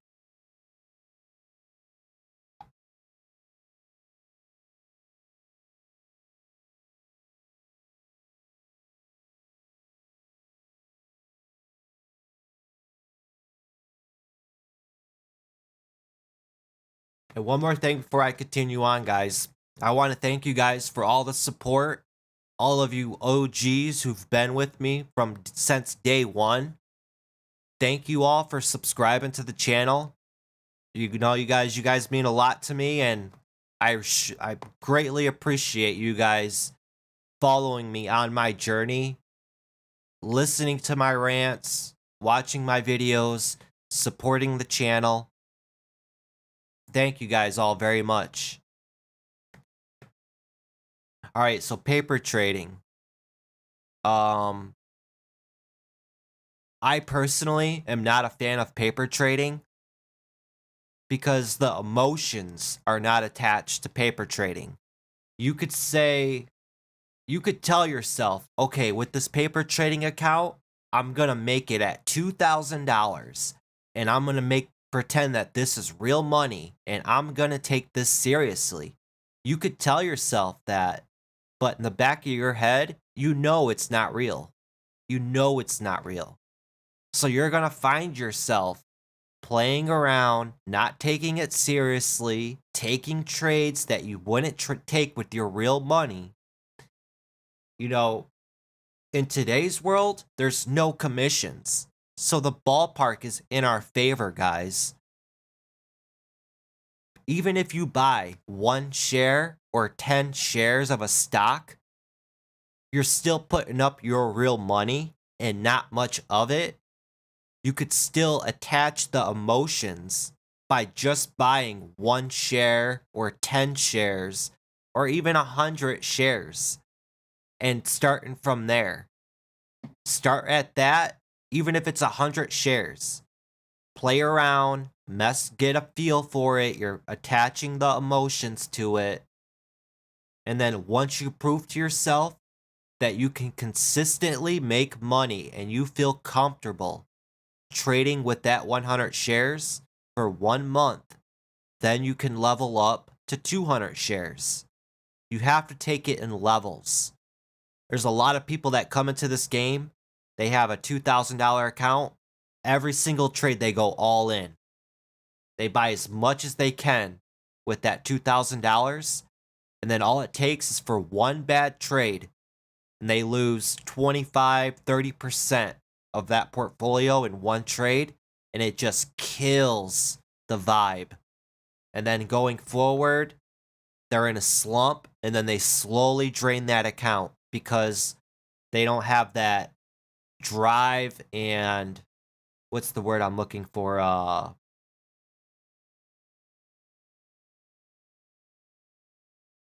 I can't think of the word, but they lose that force, that positive, like, yeah, I got this. You know, they get discouraged. So paper trading, I'm not a fan of it, never have been. I've always practiced and traded with real money, always. If you're brand new, and if let's say you can afford to have a $30,000 or a $100,000 account, don't do it. Start with just a couple $1,000s. Be under the PDT rule. I know it sucks, but that PDT rule is going to help you from over trading. You've guys seen me today. I took 2 trades. I'm not out here firing my gun at every single stock and setup that I see. I'm patient and I wait for setups to come to me. Just because you're a trader does not mean you have to trade every day and every second. You're only as good as your last trade.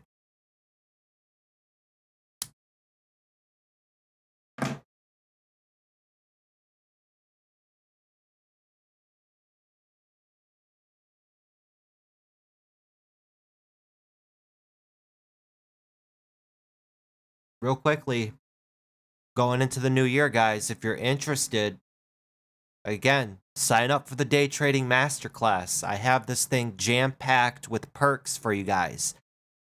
Everything that's included with the day trading masterclass, every month, I'm going to do a live stream class, and it's going to be on demand for people that aren't able to make the class. The day trading masterclass, all of 2021, I plan on making videos, and it's a step-by-step process from getting started all the way up through to be a day trader. Followed by, you get full access to the Discord chat room. You're going to get member-only videos on demand. You're also going to get twice a month study group sessions. Every other Friday, twice a month, after we do the live streams on Fridays, us members are going to get together and we're going to live stream, and it's going to be a private study group for members only. We're going to go over the past week, all the trades that we took, answer any questions that you guys have, and just work on topics, whether it be volume, psychology, emotions, trading setups, candlesticks, anything. So I'm real excited about that. And then I've also decided every day going into 2021, before the market opens, we're all going to jump into the voice channel in Discord. Us members are going to jump into the voice channel, and real quickly, I'm going to share my screen, and for 15 minutes every day, I'm going to run through and cover all of the stocks that I'm going to be watching for that day. Develop game plans, what's my game plan, and my thoughts going into the market before it opens. Or if you don't want none of that and you just want to be a part of the chat room, you can sign up for the Discord chat room. It's only $20 a month, guys. I did have it open and for free to the public, but to be honest, there's just too many people that come in here and they just expect hot stock picks and stock alerts, and they just want gimmies, and they want to just blow me up with questions and just spam me all day. And this is a way to separate all of the spammers and the noobs who just don't want to invest in their education, and people who actually want to take this seriously. They sign up for this. They're telling me they want to take this seriously. They want to be a part of a great team and a community.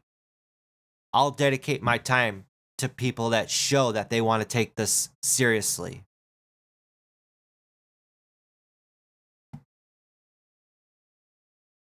And I hate to say that, about some people, but there are people out there who just expect everything handed to them for free.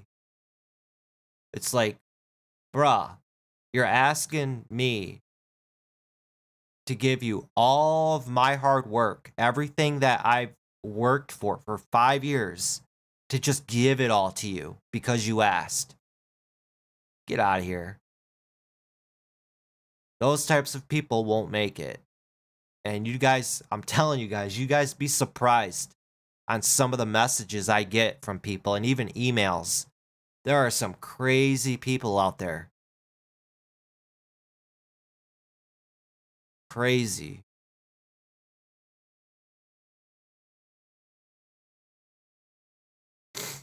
All right, so what are you guys saying here in chat?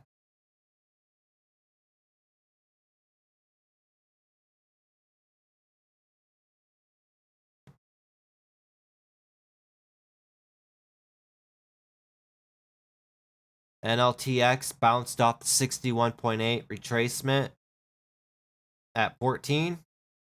When it gets down that low, let's see.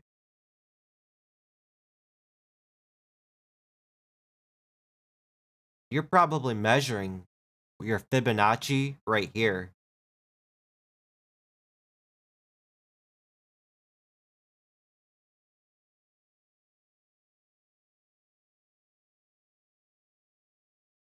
Yeah, I don't know where you're measuring your Fibonacci from.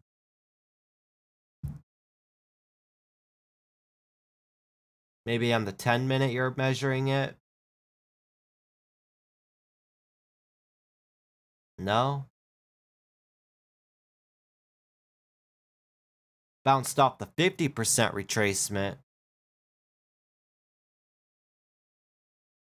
But with Fibonacci retracements, I always try to measure either from the previous day's close up to the high, or I go to the 10-minute, and I always measure from the most recent low to the high. You can see I measured from this low right here all the way up to this high.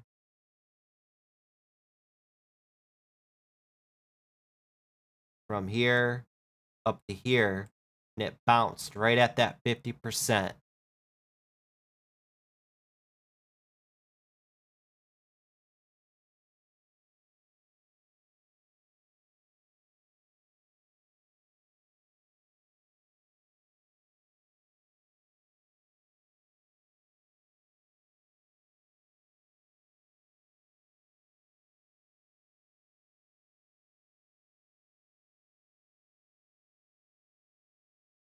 Oh, on the 65-minute? Okay.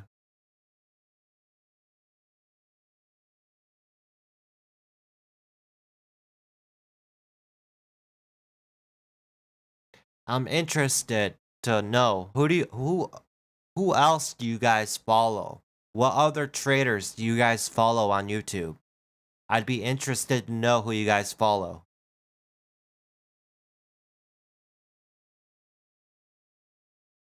Who are some of your favorite traders to follow on YouTube?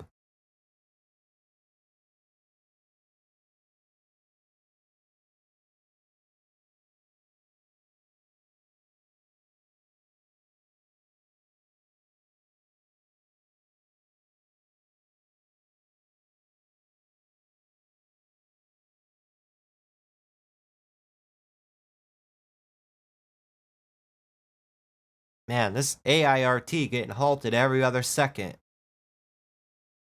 Look at the range on this from 2766 to 3225, 2275 to 2690.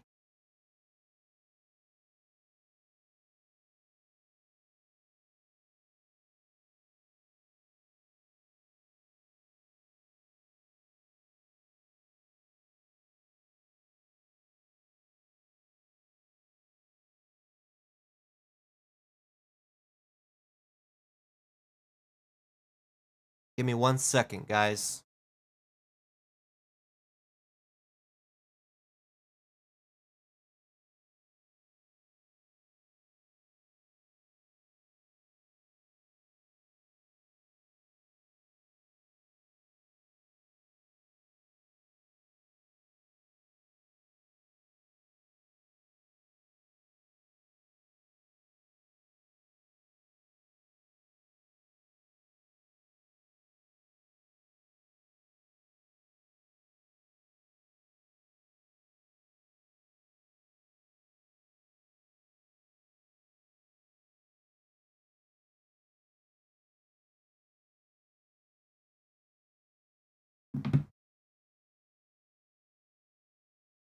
AG Capital says he started off with Sykes and have now transitioned to learn from me. Veronica says Warrior Trading. Evan says Ross Cameron has been super helpful. Warrior Trading is legit. Awesome. Warrior Trading's everywhere. That guy, he's on a hustle for real. I always see him on YouTube, Facebook, Twitter, Instagram. He's always streaming, even on his days off over the weekend when he's working on his Volkswagen van or driving around in his Volkswagen van or just taking a walk. He's always streaming and talking to everybody. He's on that grind and hustle. Gotta respect it.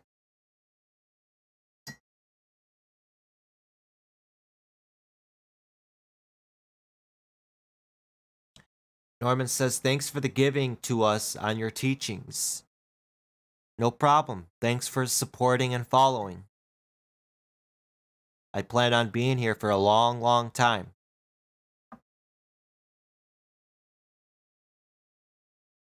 Irish says, don't really follow, but watch Dekmar stuff.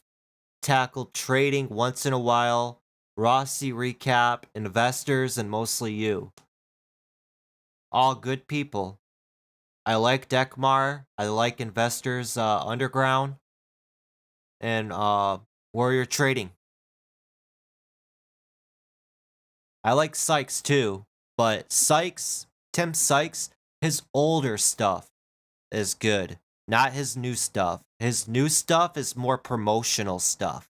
Like if you guys go back and watch Timothy Sykes' old stuff from 5 or more years ago, that stuff's gold. I'm telling you guys, it's gold. And you even hear him talk about stocks to trade, how he's working on stocks to trade and he's really excited about it. And then now you see how big it is. Now you see how he was so excited. Now he's banking on that stocks to trade platform. Banking. You got to think, guys, that stocks to trade platform, they're charging like $300 a month just for the platform. And then Timothy Sykes also has his penny stock silver, his watch list. That's like $150 a month. So he's making like $500 a month per person just if they were subscribed off of stocks to trade and his penny stocking silver. That's crazy. And then he has all of his students. He gives all of his students stocks to trade and penny stocking silver for free, and then they promote it and they talk about how they love it and everybody should get it, and that's just more revenue coming in and generated. It's all one big business, guys.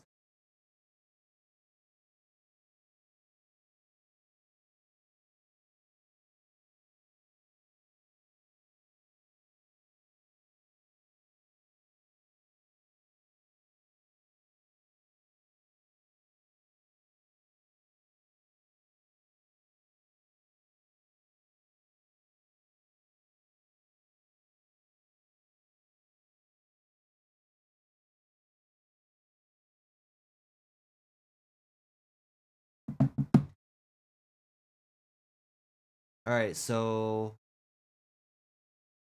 Jun Sol says only follow you. You could follow other people. You know, there's other great traders and people out there. Just be careful who you learn from. There are a lot of people out there that they teach bad habits, real bad habits. And we all know habits are easy to form.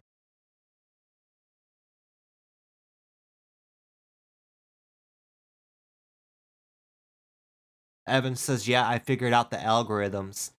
Yeah, the promotional algorithms.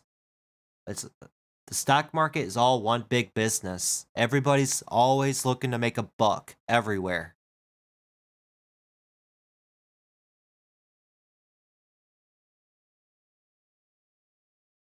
Evan asks, what books do you recommend? How did you learn, if you don't mind repeating? In every single YouTube video, if you go into the video description, I have a list of all of my favorite books in the video description.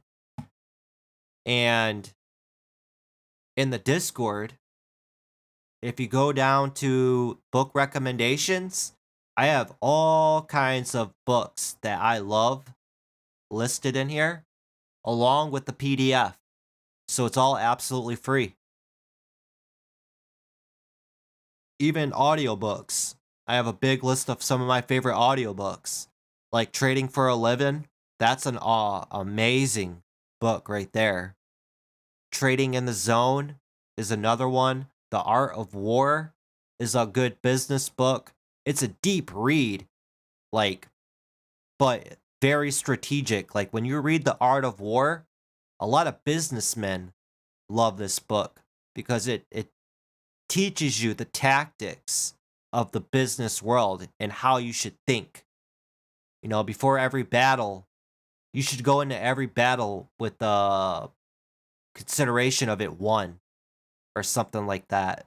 The Art of War is a good read. I gotta reread that book. It's been a while.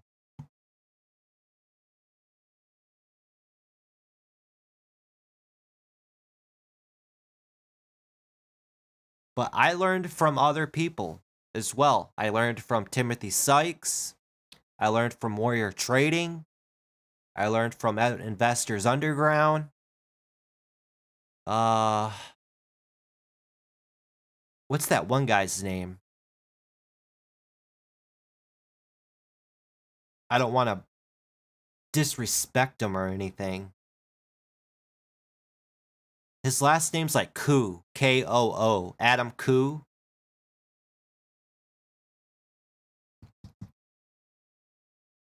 This guy right here. I learned from this guy, Adam Koo. I learned from Boiler Trading. This guy's pretty good. He's got a lot of good videos. He posts a lot of good recaps too.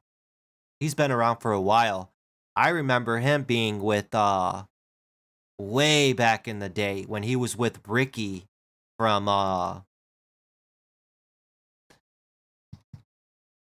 the guy from Boiler Trading was with you know, the Ricky guy, the tall, skinny kid who's a millionaire. What's his name? Ricky.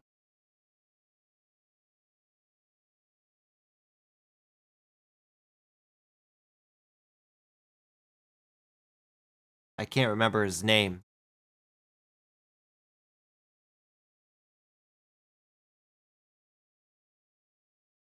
There's a lot that I learned from, though. SMB Capital. This guy right here, Ricky Gertez. The guy from Boiler Trading, I remember when he was with Ricky Gertez way back in the day.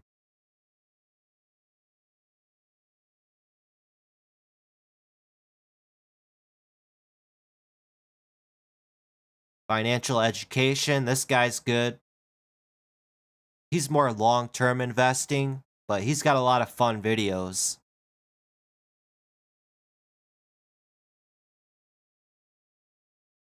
Brian Shannon, he's good.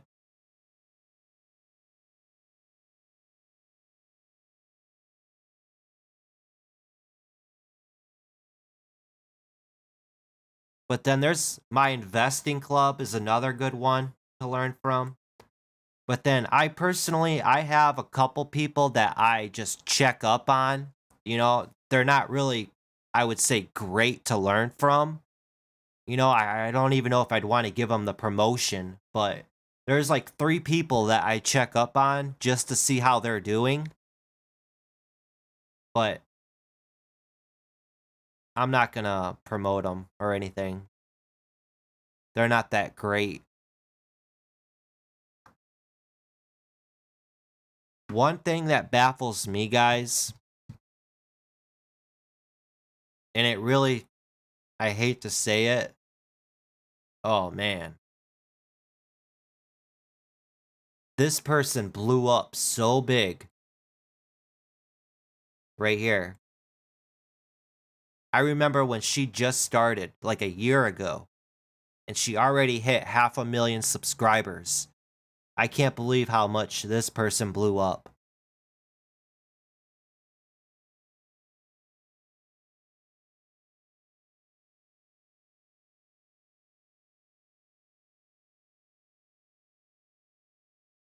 If I could only get a quarter of those subscribers.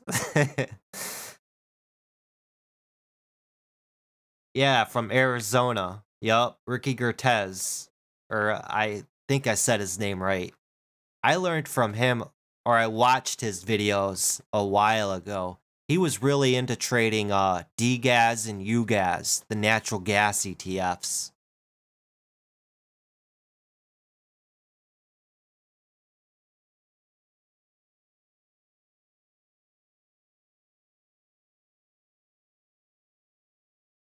ENG, right back up to 260s. If you would have accumulated down here at the 240s, good job. I could see ENG pushing up over $3. It's more of a swing trade though, guys. You probably won't be selling ENG till next week. I'm not going to trade it. I'm not a swing trader, but that's the type of trade that is. Junsel88 just became a member. Welcome to the community.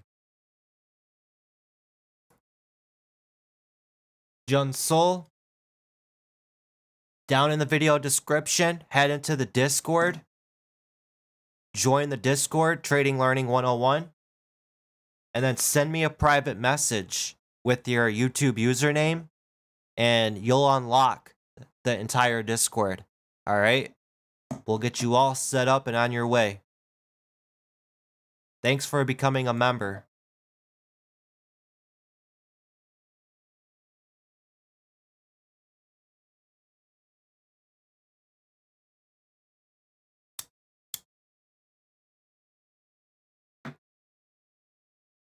Oh yeah, no doubt.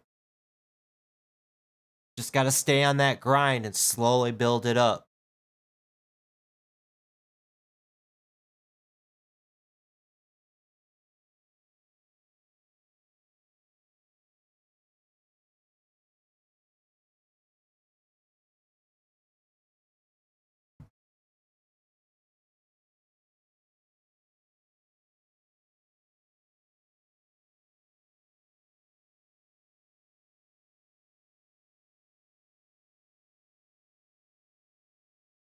Give me 1 second, guys.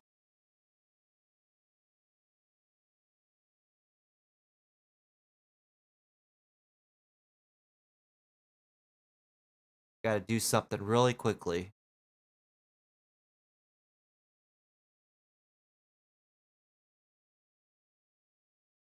It's like what Tim Sykes said. You really, like, Tim Sykes always be flashing Lamborghinis and money and all that stuff. And it's true because it sells. It's what attracts people. I I just went the old-fashioned way, and I just promoted education, and just I would not grow for nothing.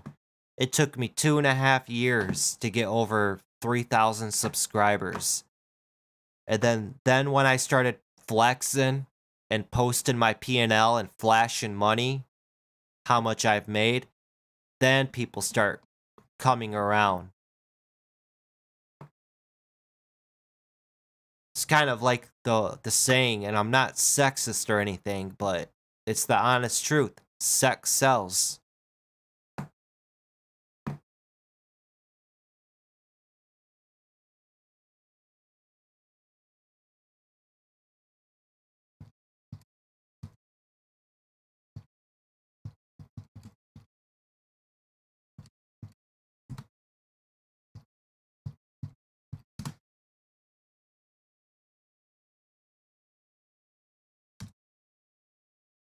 All right, is there anything you guys are watching or checking out this AIRT keeps pushing up and halting, this thing may go supernova parabolic.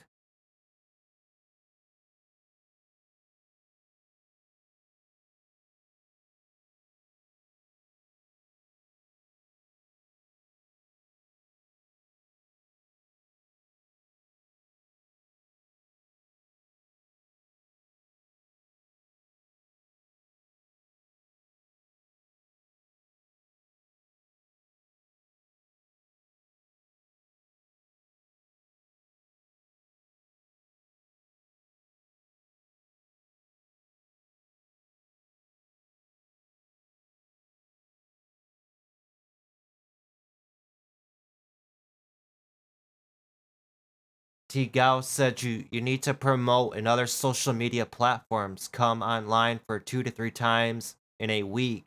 This will help you get more subscribers. Yeah, that's why I try to live stream trade live every Friday. And then Instagram, Twitter, Facebook's like impossible to grow on. I gave up on Facebook. Like because Facebook and Google are 2 different companies and they're competitors. So Facebook doesn't like it when you post YouTube links on Facebook. So it makes sense. And I've tried live streaming on Facebook, but it's hard.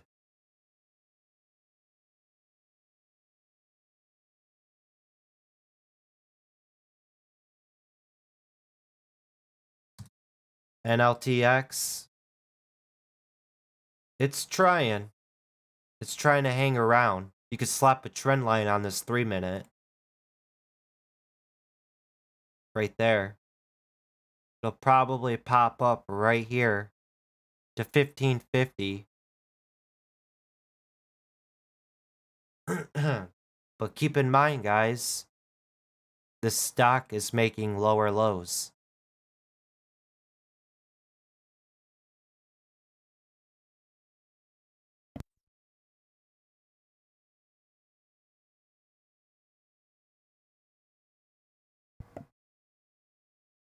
Remember, it's Friday. What do we got? What time's the market close? 1:30 or 1?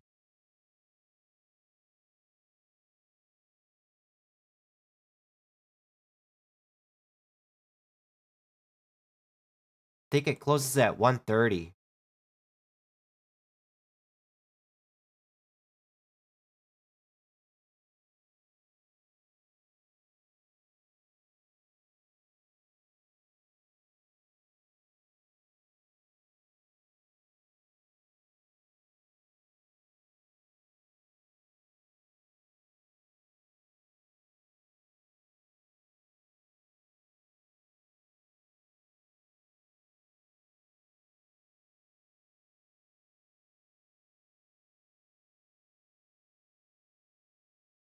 You know what we all forgot about? MVIS.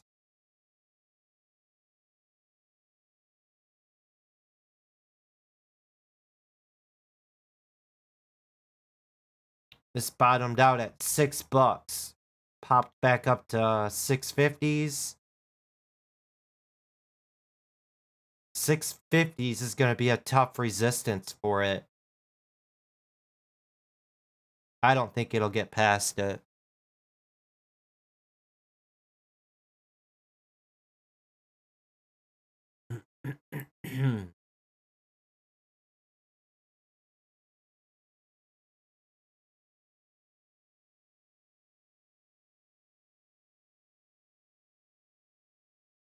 Yep, entire market is taking profit. We're at the end of the year.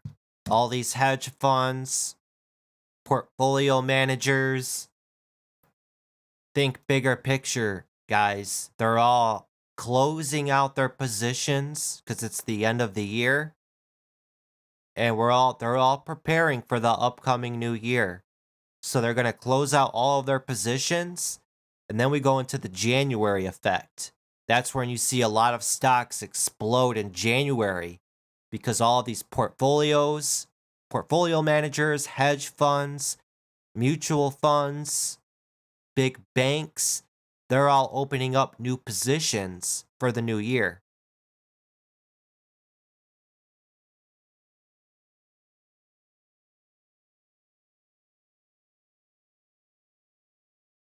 Yeah, I keep tabs on past recent runners.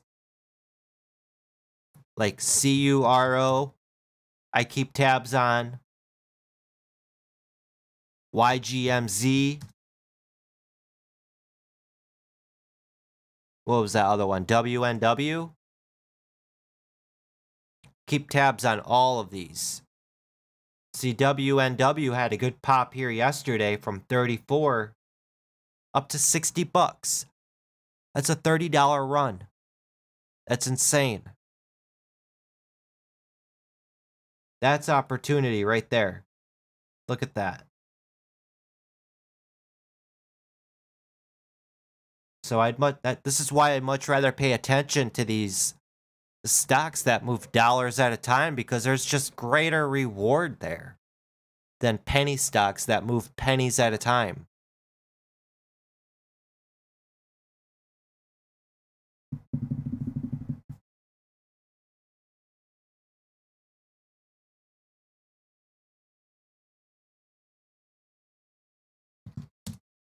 See, this is why I watch other traders.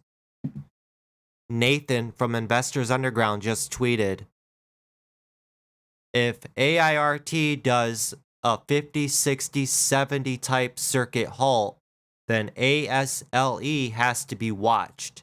Don't care about it yet since no volume, but if AIRT gets out of hand, I'm interested.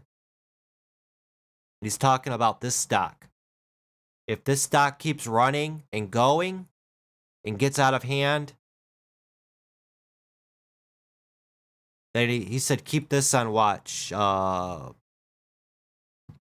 ASLE. This stock.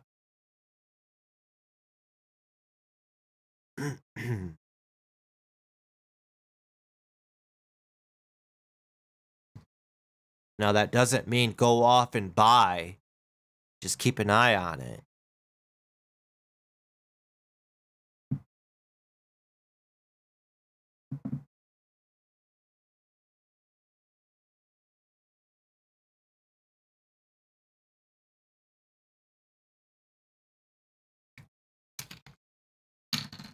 Let me pull back up AIRT. Just opened back up.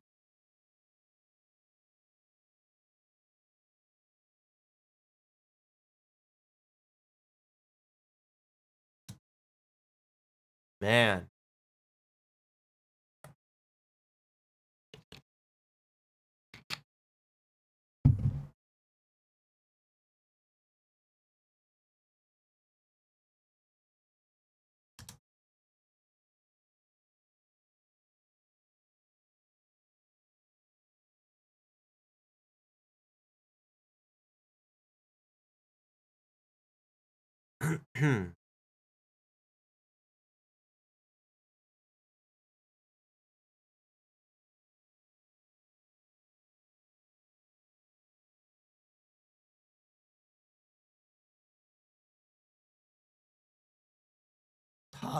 That's crazy.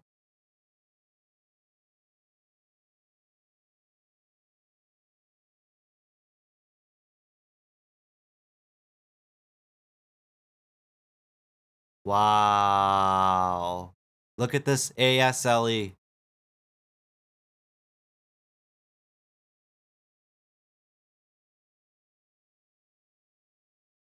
What time's the market close? 1 or 1:30? I gotta see.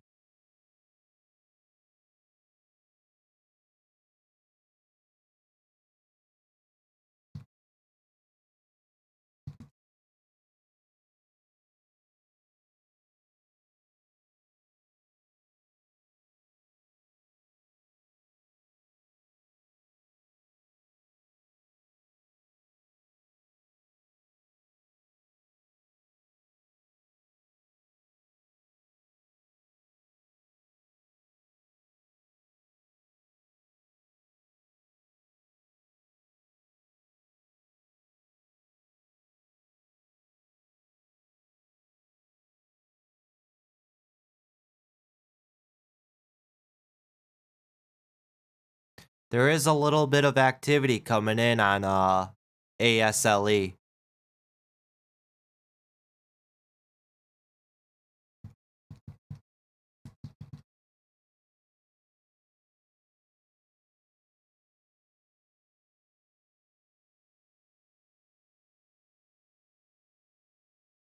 Not that I'm saying go off and buy that stock. Okay, the stock market closes at 1 p.m. So in one more hour, all right?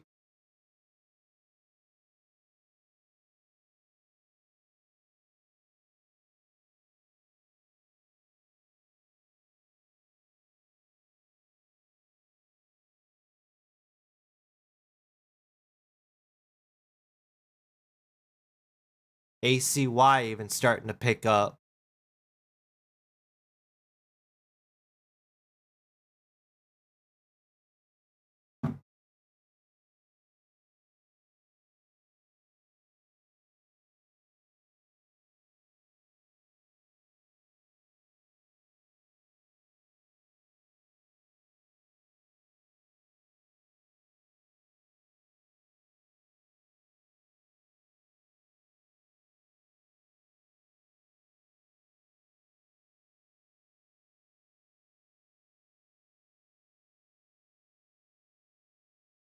How high do you guys think AIRT is going to go?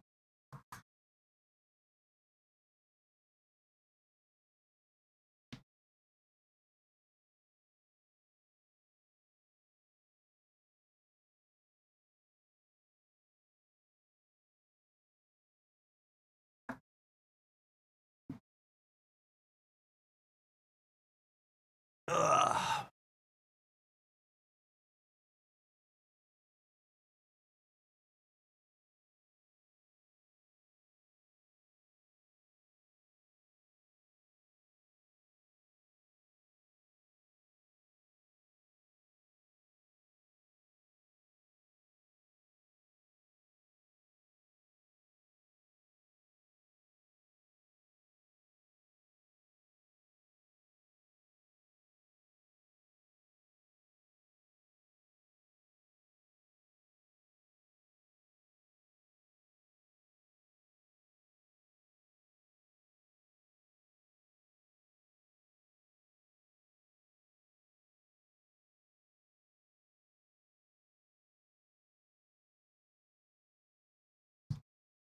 ENG, good job, guys. If you picked up on this thing at 240s. Still pushing up.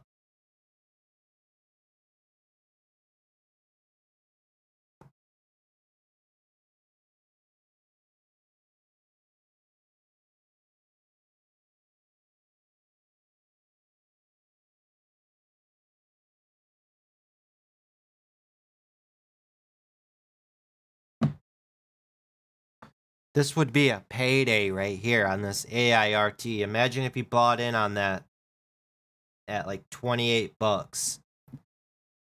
Now it's up over $12. That's crazy.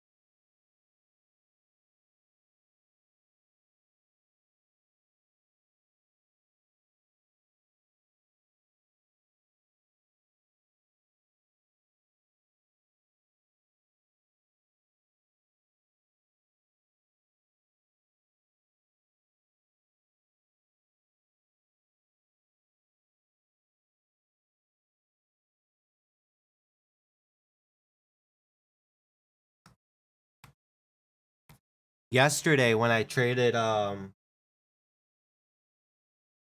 was that one? SCPS. It got halted in the morning. Right here at 18. And when this thing opened back up at 19, it shot all the way up to 21 and got halted again. It surprised me when this thing opened back up at $23.50 from $21 and just slammed down to 22 and then ripped up to 26. That was just insane.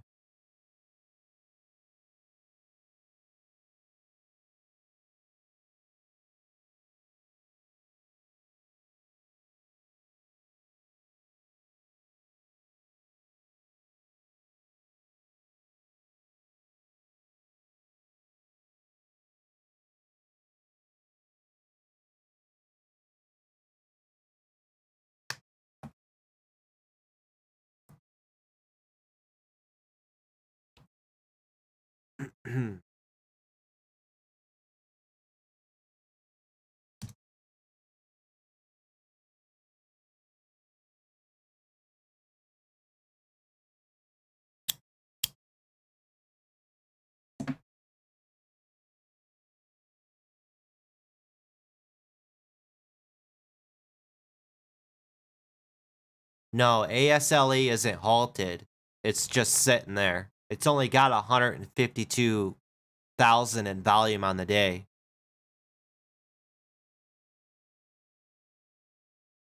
It's just sitting there. It's going to have a very wide spread.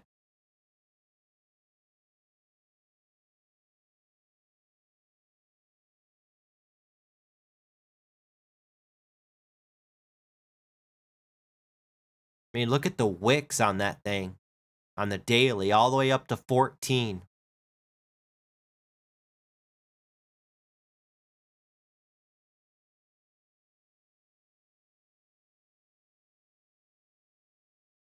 If AIRT pushes up over 50, this thing's gonna explode probably up to $75, $100. Like,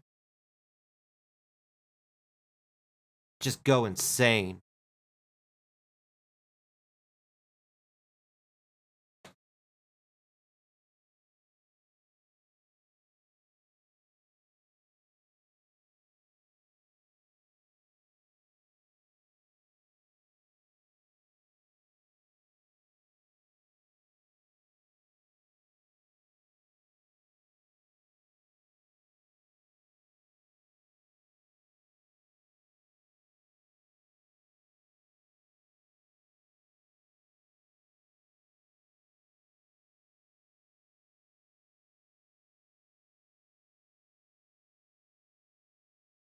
Should open up here in about a minute.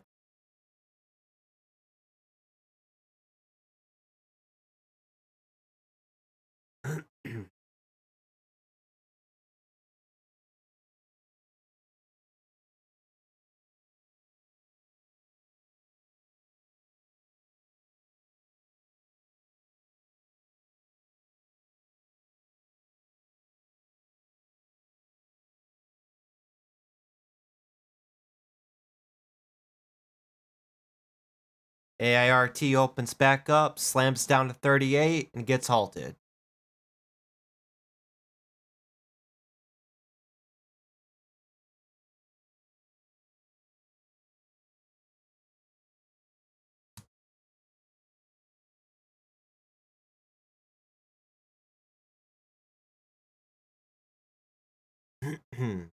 It'll probably bounce right here.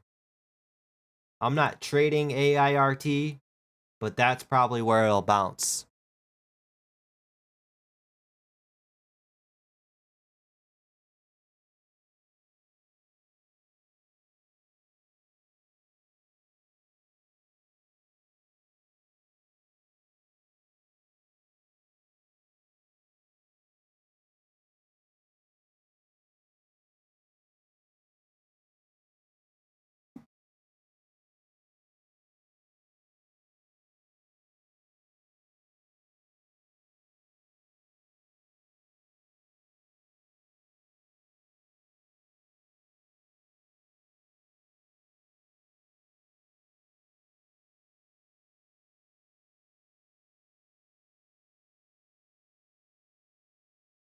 YGMZ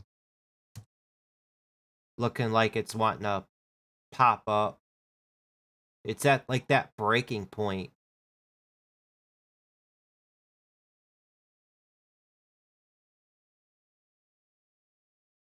Like it's trying to push up and pop up.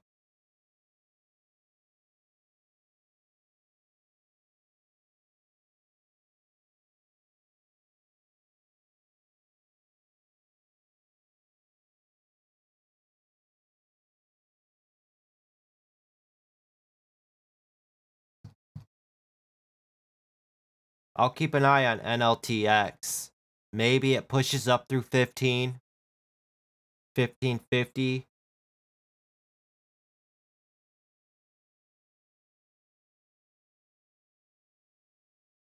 We'll see.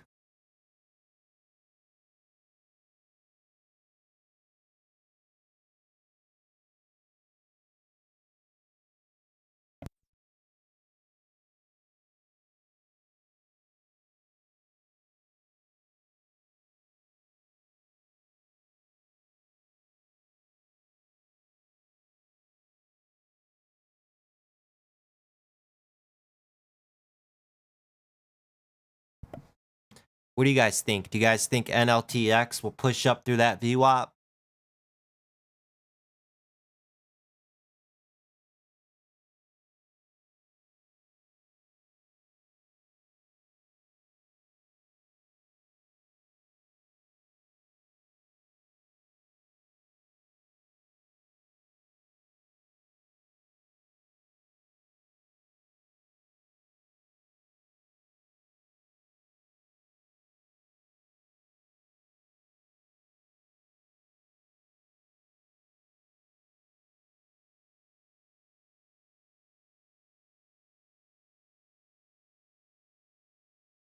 Evan's asking, is there a watch list that cycles the stocks from the list to a page with charts for all stocks on the list?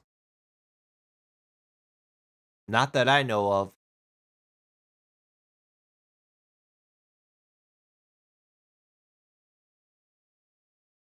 The only thing that's like that is like trade ideas. It cycles through stocks and pops it up on the chart, but that's on a scanner.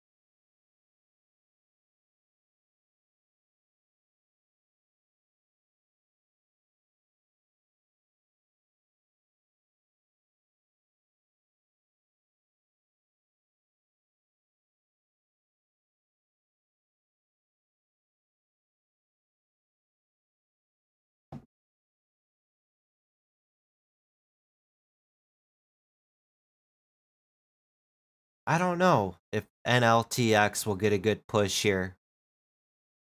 It could slam back down to $14.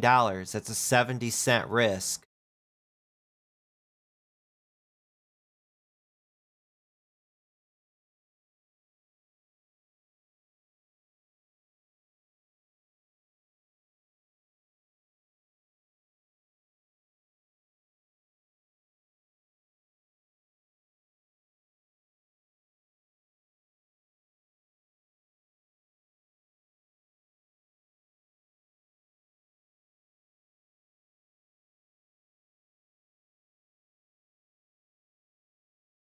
Do I want to risk my profit on the day of $1,400?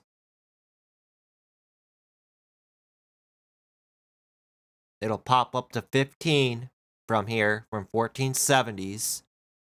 It'll test that VWAP at 1534. It could slam back down to 1420s.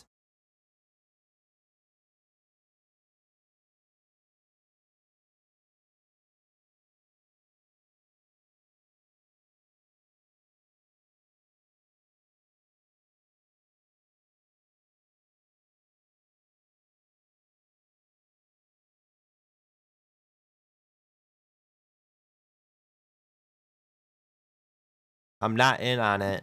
I'm just watching.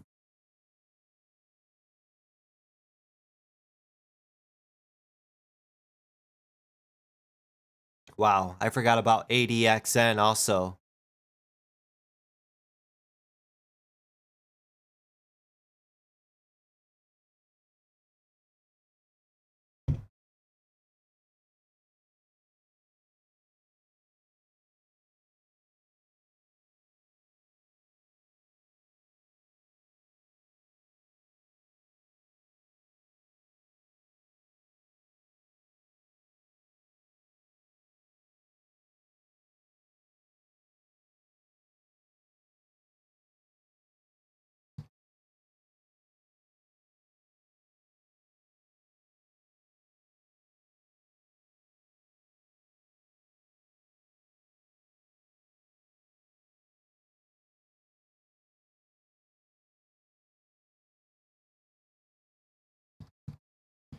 NVIS got above that VWAP, guys.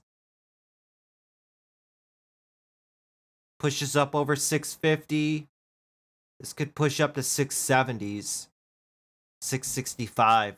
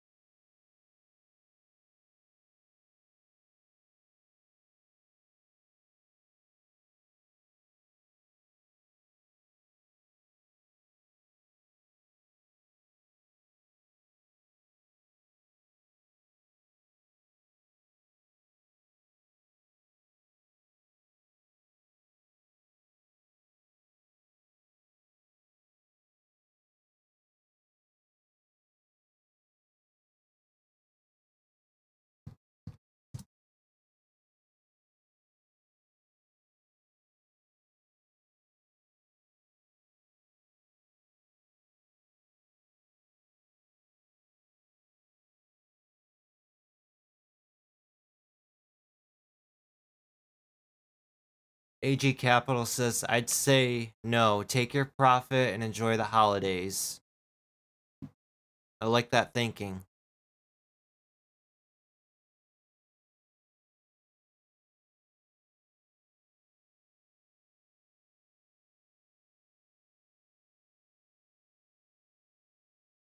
Thanks for subscribing, class. Amen. I hope I said your name right.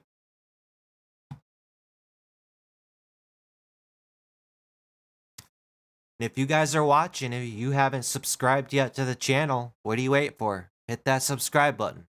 You already know I'm legit and the real OG dog up in here. We make profit every single time we live stream. Join the party. Learn to be your own boss. Pull profit out of the market every day, consistently.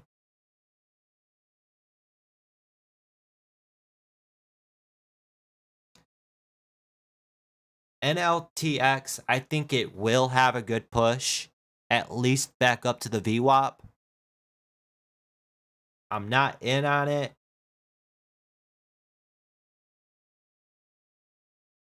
But if it falls down below 1420s, it's over with.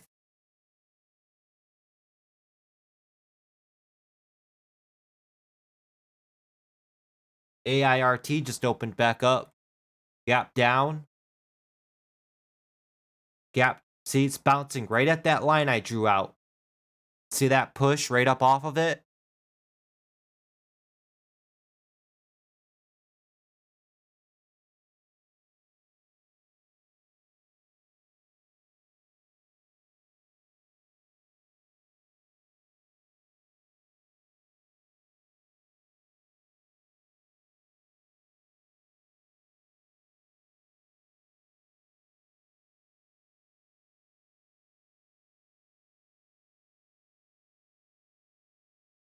Wow, ENG.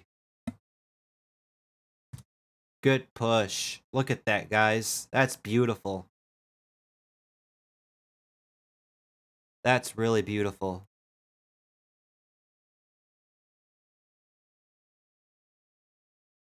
Over that VWAP right here. Pulls back down. Holds VWAP.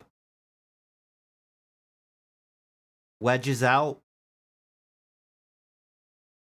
Pushes up. Pulls back. Hold area it broke from right there. Pushes up higher. Pulls back. Holds area it broke from. Pushes up. Now I'd be looking for that to hold. 275 for that push up to 3. Volume keeps increasing on every push. That's what you want. Take a picture of that chart and save it, guys. That's textbook all day. That's clean.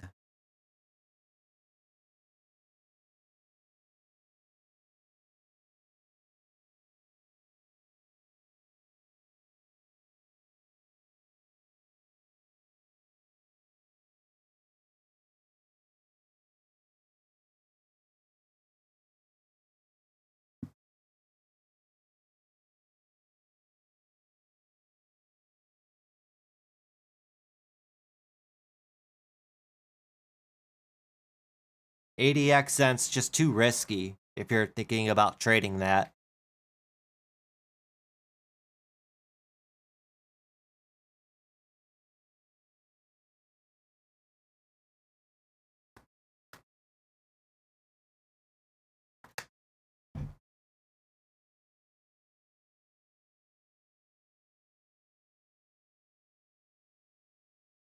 BLNK, talk about a crap out. Big ol' head and shoulders on it.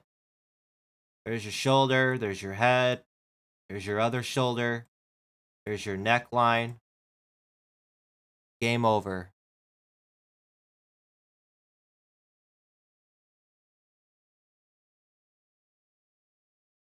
AIRT. See where I put that line for support? Bounced right off of it, right on up. You gotta trust in your technical analysis. And you see, technical analysis is easy. It's the psychological stuff that you gotta grasp. And like I said, trusting in what you know.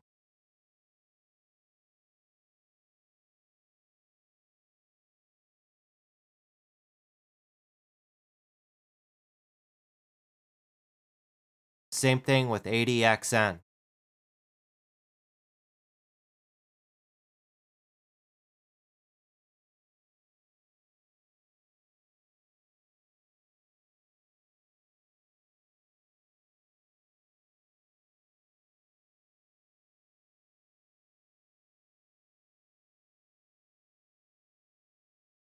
But if you guys are just tuning in, we only took 2 trades today. We traded SIF for $550 and NLTX for $910, bringing our total to $1,486 on the day.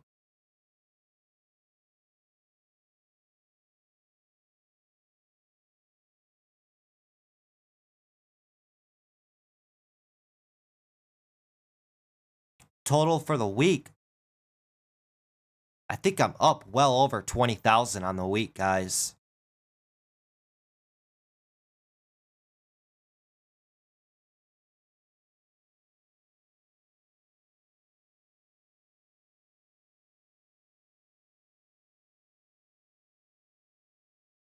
This big trade here the other day on SCPS for just over $18,000.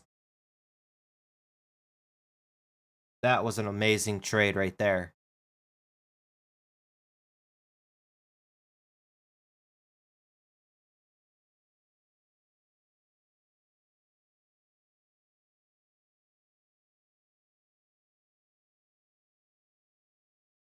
ID good push up off of 8.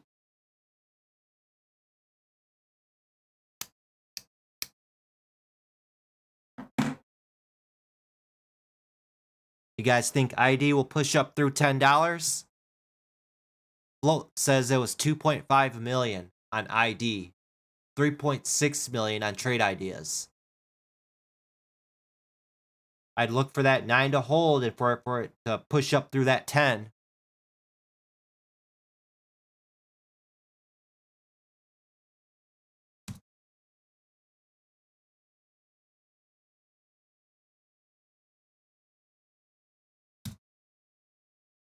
$1.5 million in volume. Slams down to 850. Wow, that's crazy.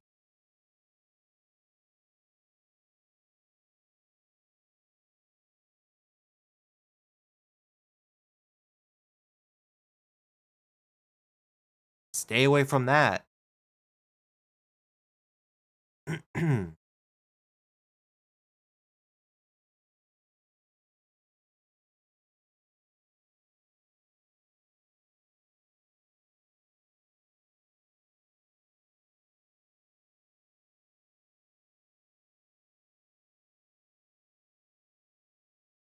What are you guys looking at going into the close?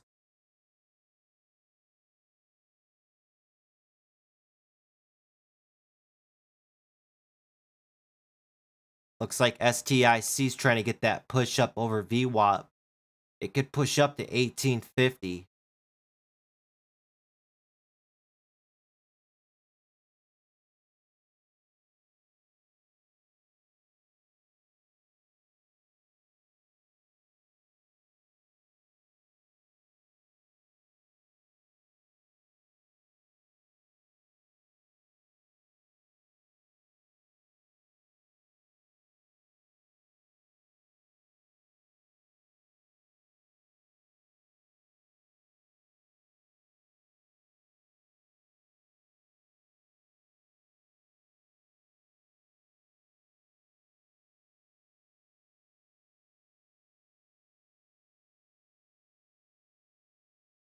What a fade on SIF.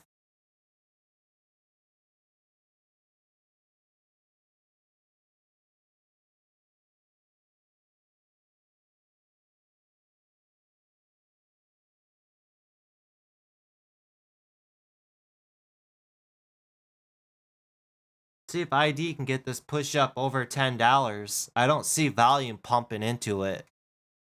Last time I checked, volume was at 1.5. Now it's at 1.7.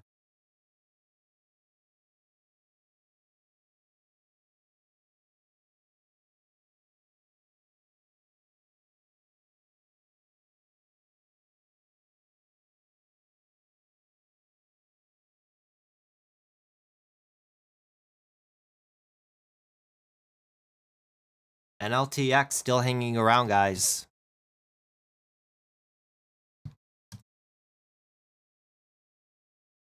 Move's about to happen here.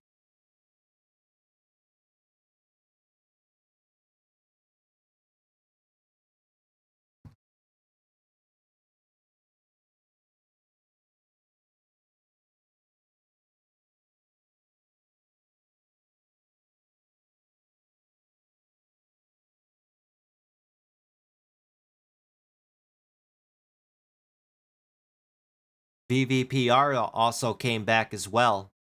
Looking to break over VWAP.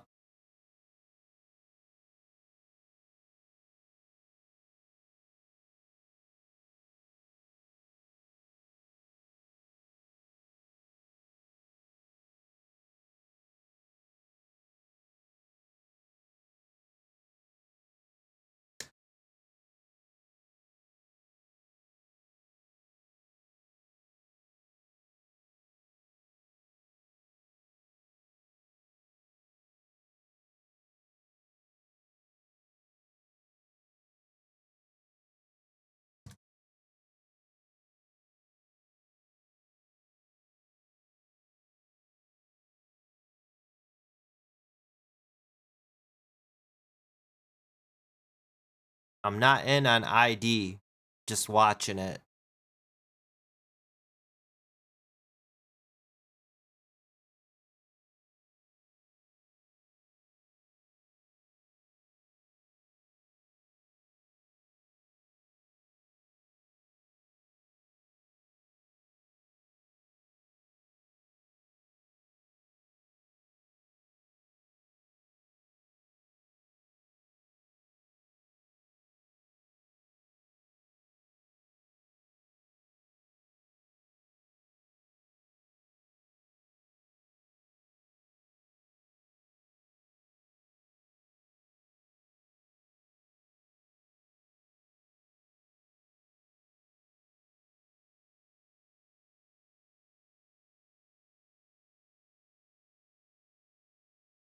NLTX pushing up.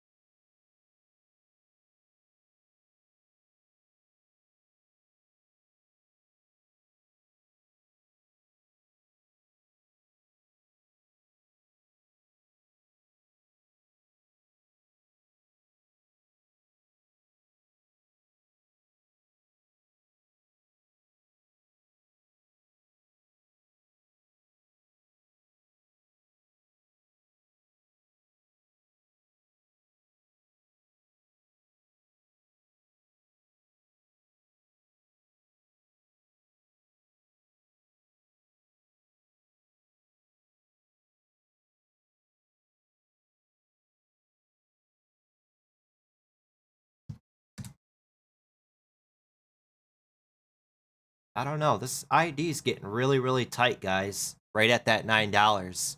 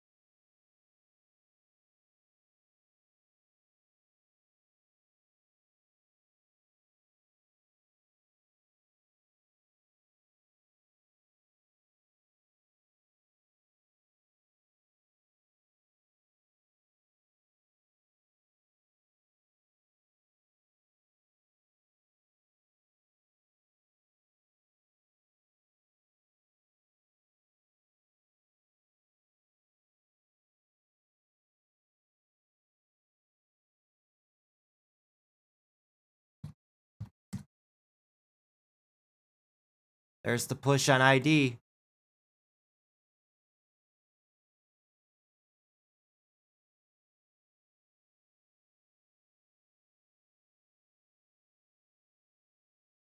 Nice. Good push on ID.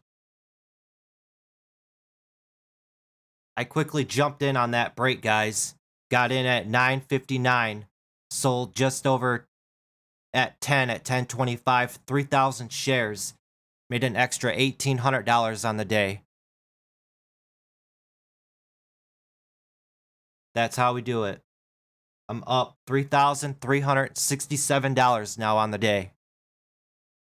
Merry Christmas, everybody. Ho, ho, ho! That's how we do it here.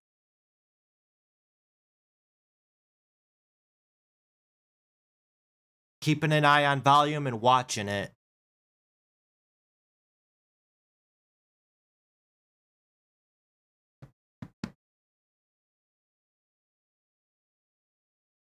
That's what we do. We make money. That's what we do.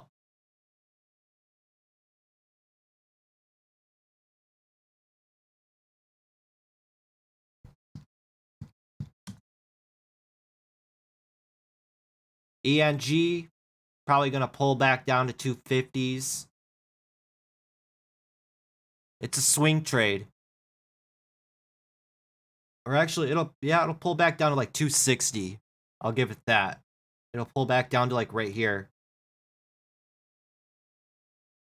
Right where the VWAP is.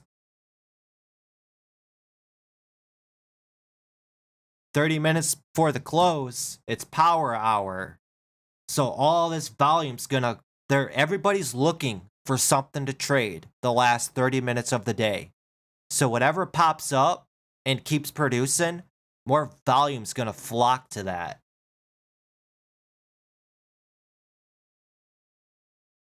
ID pops up to almost 10.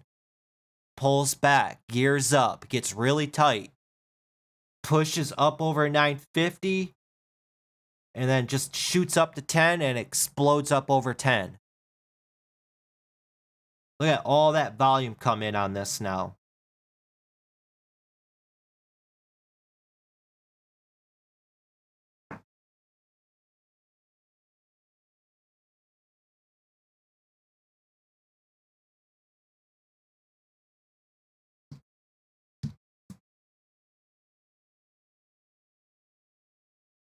ADXN right off that VWAP at 26, shooting up to 30.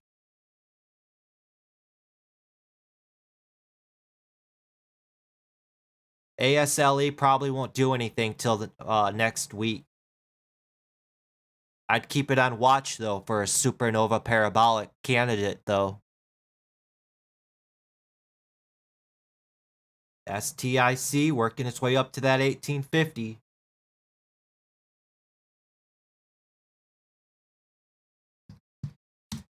NLTX, I think it's fading out, guys.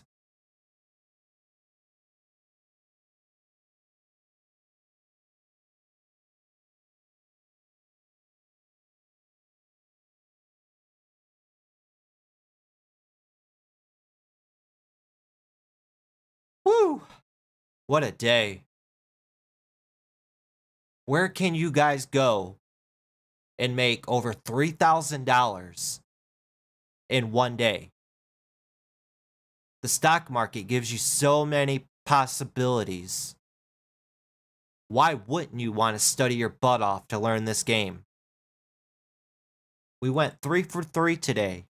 From 9:30 to 12:30. 3 hours, guys.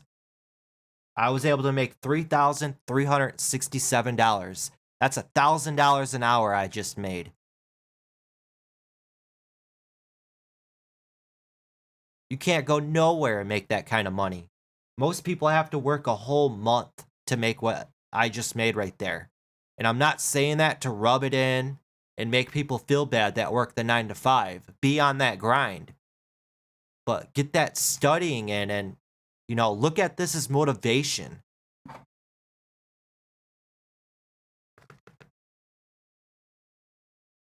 Be like, wow, I want to do that. I want to make that one day. I'm going to do whatever I can. Stay up late, study, stay in over the weekends, study, break down these charts.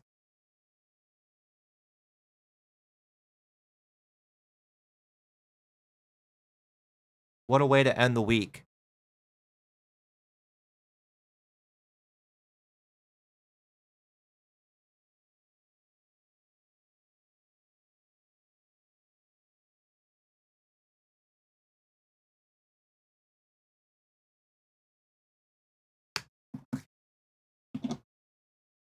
Let's see.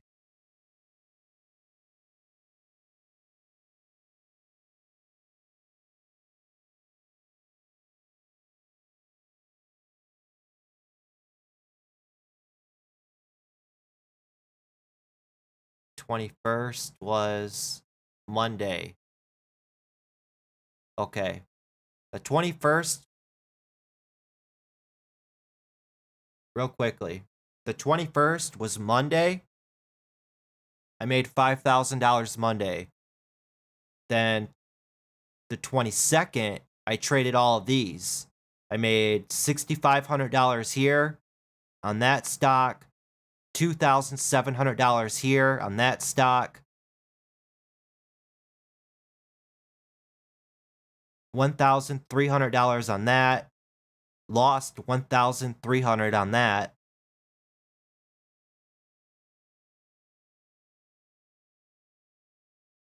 Wow. Made $10,000 on Tuesday. And then yesterday, 18,000. Made over $30,000 this week. And then last week I made $31,000. That's $60,000 in 2 weeks, guys. That's a whole year's salary for some people. That's insane. That's crazy. A whole year's salary in 2 weeks.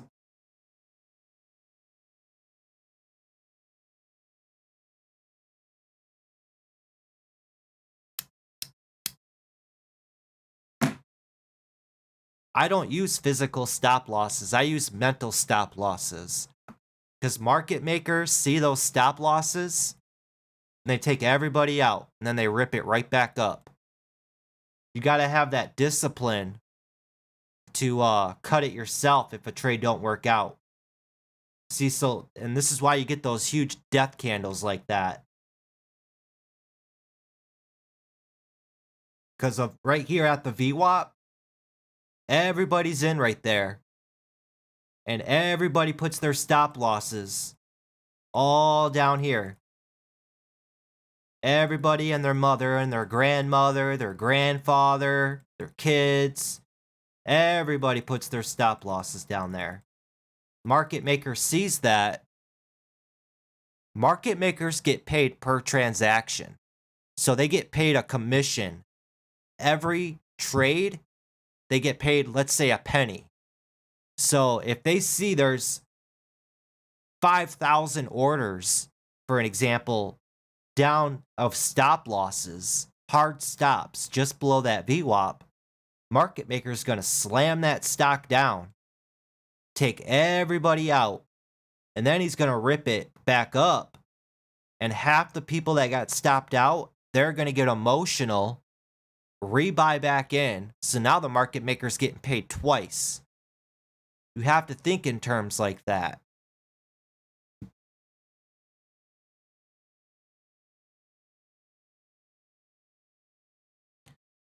Thoughts on scalping AIRT? I wouldn't touch it. It's not worth scalping. Especially when a stock's getting halted like this. It's been halted 1, 2, 3, 4, 5, 6, 7, 8, 9, 10, 11, 12, 13, 14, 15, 16. 16 times today the stock's been halted.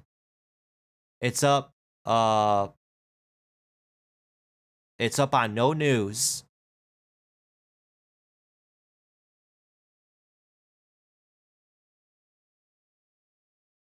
And then look at this stock got halted at 950 right here. This didn't open up till an hour later. So this was halted for 1 hour right there. That could have killed the momentum on this. Imagine buying in on that for a scalp at $28 for an example. It got halted for an hour. They open it up and they gap it down to $10. You know, they could do a T12 halt on it. They could halt it for the rest of the day. Then you're holding it over the weekend and it's going to ruin your whole weekend because you're thinking about it. You can't get it off your mind. It ruins your weekend. It's just not worth it.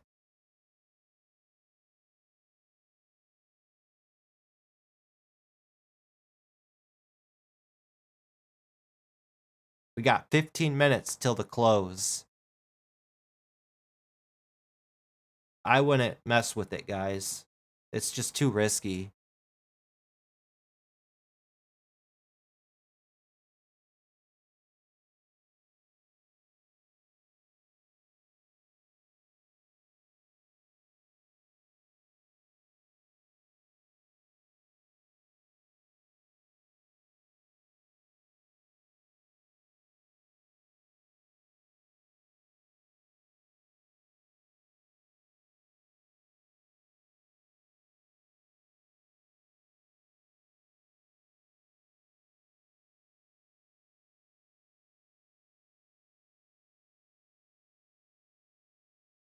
What's everybody aspiring to do?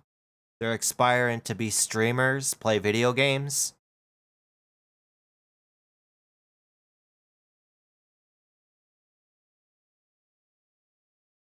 I know that was a random thought, but I was just thinking about that.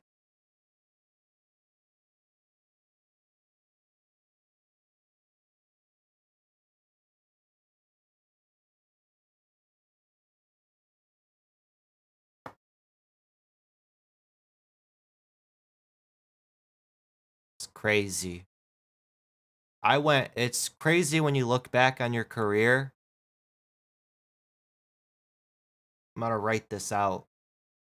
Back when I first started, I got excited when I made 50 bucks a day or per trade. Then I got excited when I'd make $100 per trade. And I told myself, I said, I'd be content and happy as long as I made at least $100 a day, or even if I made $500 a week. I told myself this. I'd be happy. That's all I need and that's all I want. Fast forward a couple of years, you get comfortable making that $500, that $100. You start wanting more. It's called greed. You also push yourself to do better. You get content and bored of making $500. Then you start pushing yourself to make $1,000. And then once you start making $1,000 and consistently you're pulling in $1,000, $1,000, $1,000, then you start pushing yourself to make $2,000. It's all levels. It's all it is. I went through all of this as a trader. Now making $1,000, honestly, and I know it's arrogant to say that, but $1,000 ain't worth my time in the stock market day trade. If I make $1,000, to me, I want more, I want more worth my time. It's crazy the way you think about it and you evolve as a trader. Even though $1,000 is good, that's good money. For a lot of people, that's a whole week's worth of work. For some, it's 2 weeks worth of work. You could do a lot with $1,000. Now, when you start making $5,000 a day, or even $5,000 a week, you get content, you get comfortable. And then when you have those red days, controlling the bleeding. I can lose $2,500 and it wouldn't even affect me because on average, I'm pulling in 3,000, 5,000 on average a day. So a $2,500 loss isn't going to affect me like it would somebody else. And when you have people that like to follow trades, you know, my risk tolerance may be a lot more than somebody else. You know, somebody may freak out if a stock moves 25 cents. You know, my risk tolerance, if a stock moves 50 cents, I'm okay with that. For somebody else, they'd freak out. You know, that's why following trades is never a good idea. And over time, you start leveling up as a trader. You just get more content and happy, and you push yourself for more.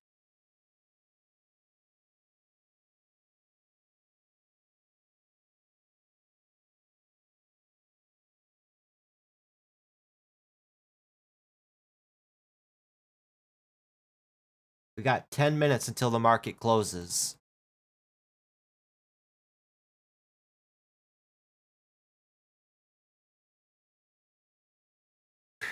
Just going back to what I was just saying and thinking, you know, sometimes you can get carried away and not realize how much you're making because it's all digital. It's not physical money. You know, if you're up $3,500 on the day,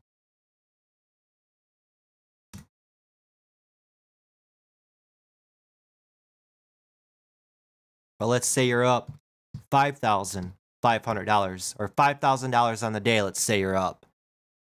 You know, it's digital currency. You don't have physical form of that $5,000. So you keep trading, wanting more, not realizing, hey, I just made $5,000. That's a lot of money. That's good money. And then you keep trading, wanting more, and then you end up walking away up on the day $1,000. And then you're upset with yourself because you made 5,000, but you got greedy, kept trading. Now you're walking away with the $1,000. It's all a big psychological game.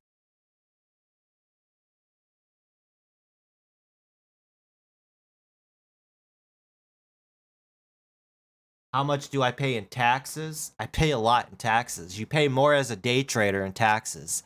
So whatever you make on the year, pretty much give 28% of that to Uncle Sam. 28% at least. The more you make, the more Uncle Sam takes. That's why you gotta educate yourself.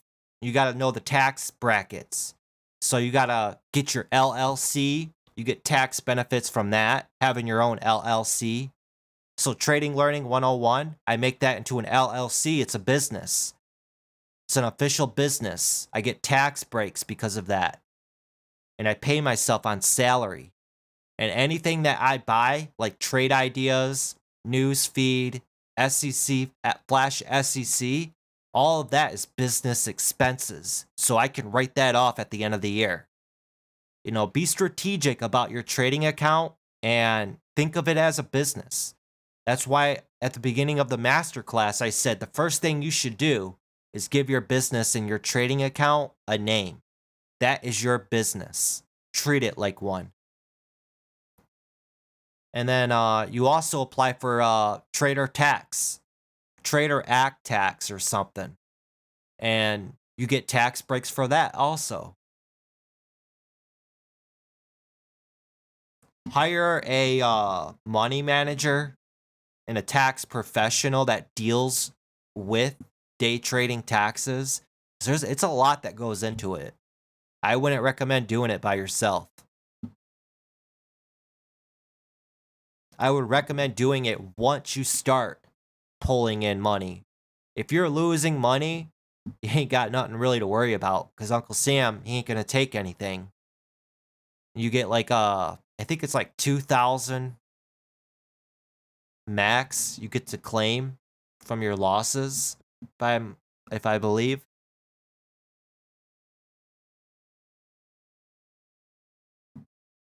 An S corp.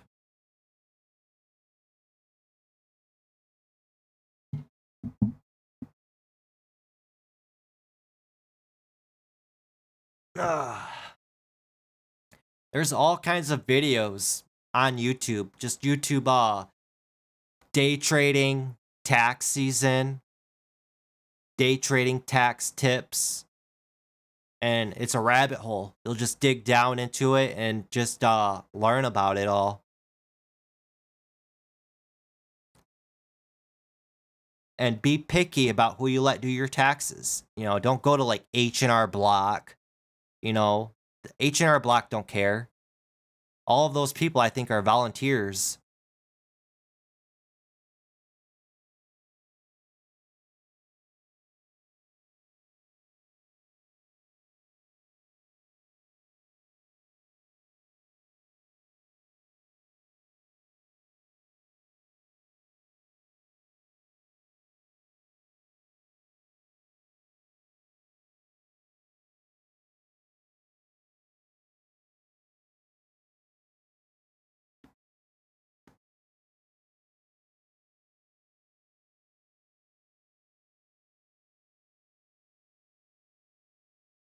That NLTX is still hanging around.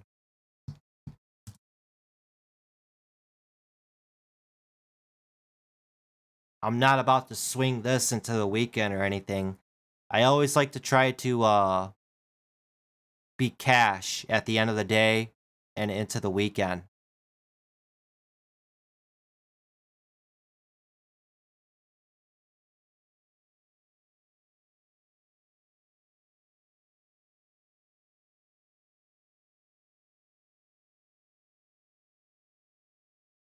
I have my LLC because Trading Learning 101, it's a business. I have a YouTube channel, I sell merch, I tutor people, I sell membership.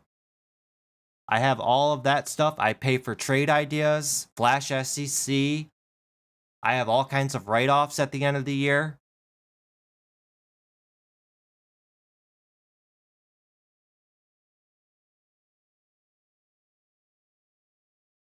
You got to call up your Secretary of State in your state and you got to apply to make sure that your business name isn't taken or is available.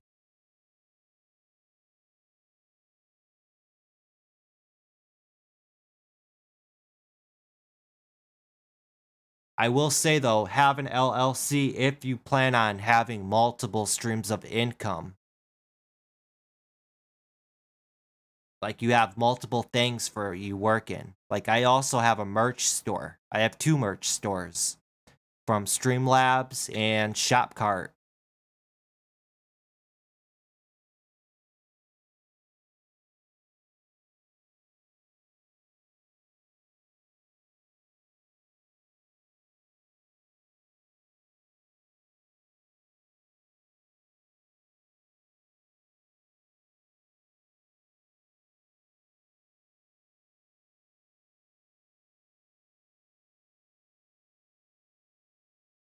AIRT.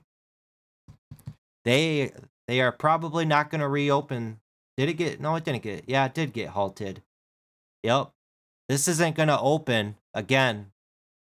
Market's going to close here in 3 minutes. Unless they open it up right like seconds before the market closes, I think it's done for the rest of the day.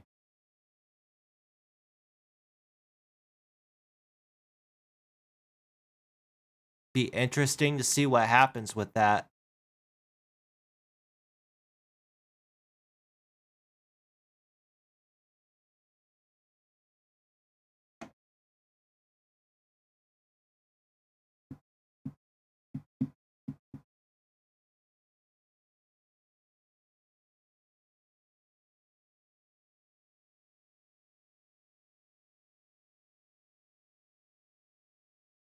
What? Hey, how about Trade in a country tax-free, move for Airbnb. I don't even know about that. Couldn't tell you. I forget, a lot of you guys ain't even in the United States. I got people in here from Australia, Asia, what was another one? Canada. Like, you guys are all over in the world. I have people in here from Iceland, I think.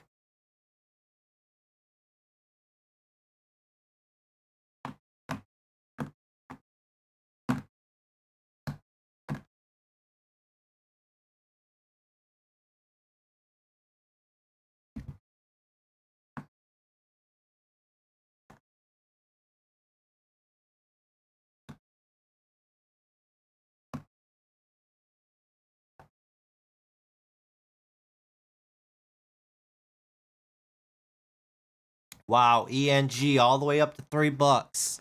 If you were to ask me this morning if this run up to $3, I'd say never. Not today. See, Beth, great call out in chat.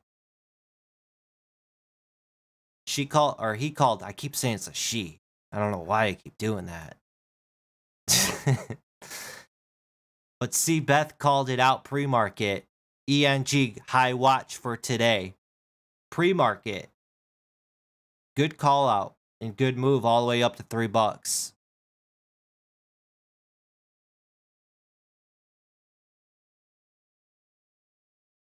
Market's about to close here in 5 seconds. Ding, ding, ding. Market's closed. Hopefully I'm all out of positions too.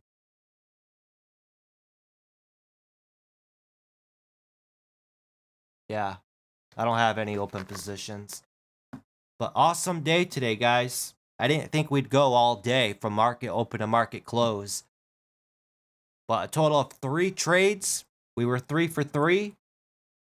We made $543 on SIF this morning. Or no, we went 4 for 4.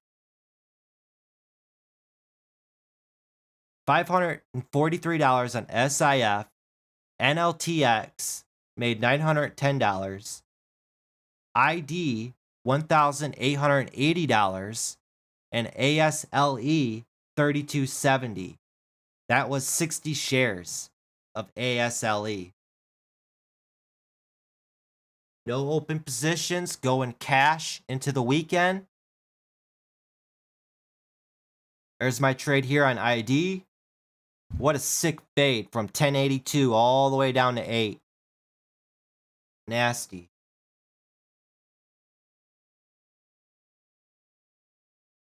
Hopefully you guys enjoyed the live stream, and I hope you guys have a Merry Christmas. Enjoy the holidays with the family. Relax. Reset that brain. Looks like they reopened back up AIRT after hours.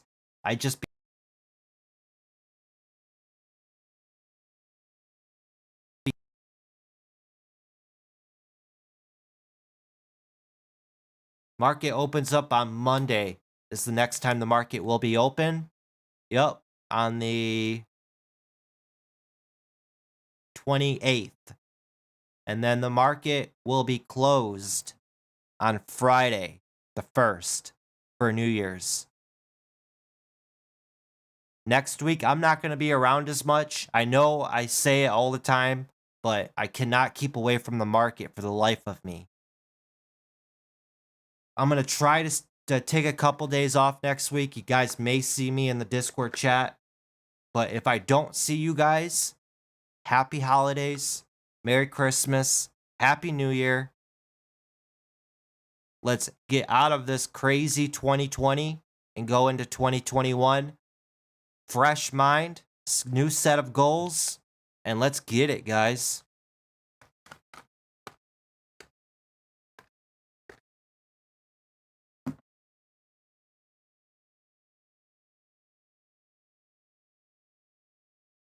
There should be after hours trading on a half day. Yep.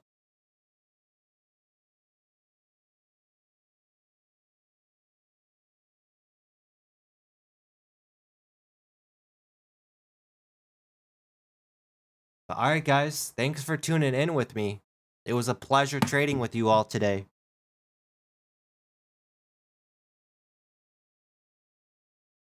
And just to say it for all the haters out there, we make money. That's what we do here.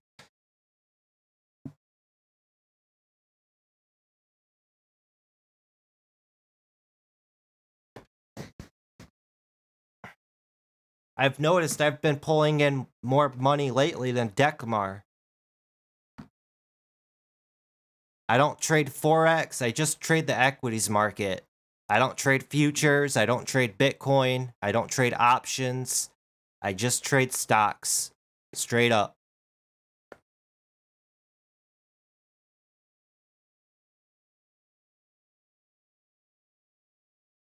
I'm about to log out of everything and close everything up and then enjoy time with the family. Good way to end the week. Made just over $3,000 today. 3,300. I know I keep repeating it.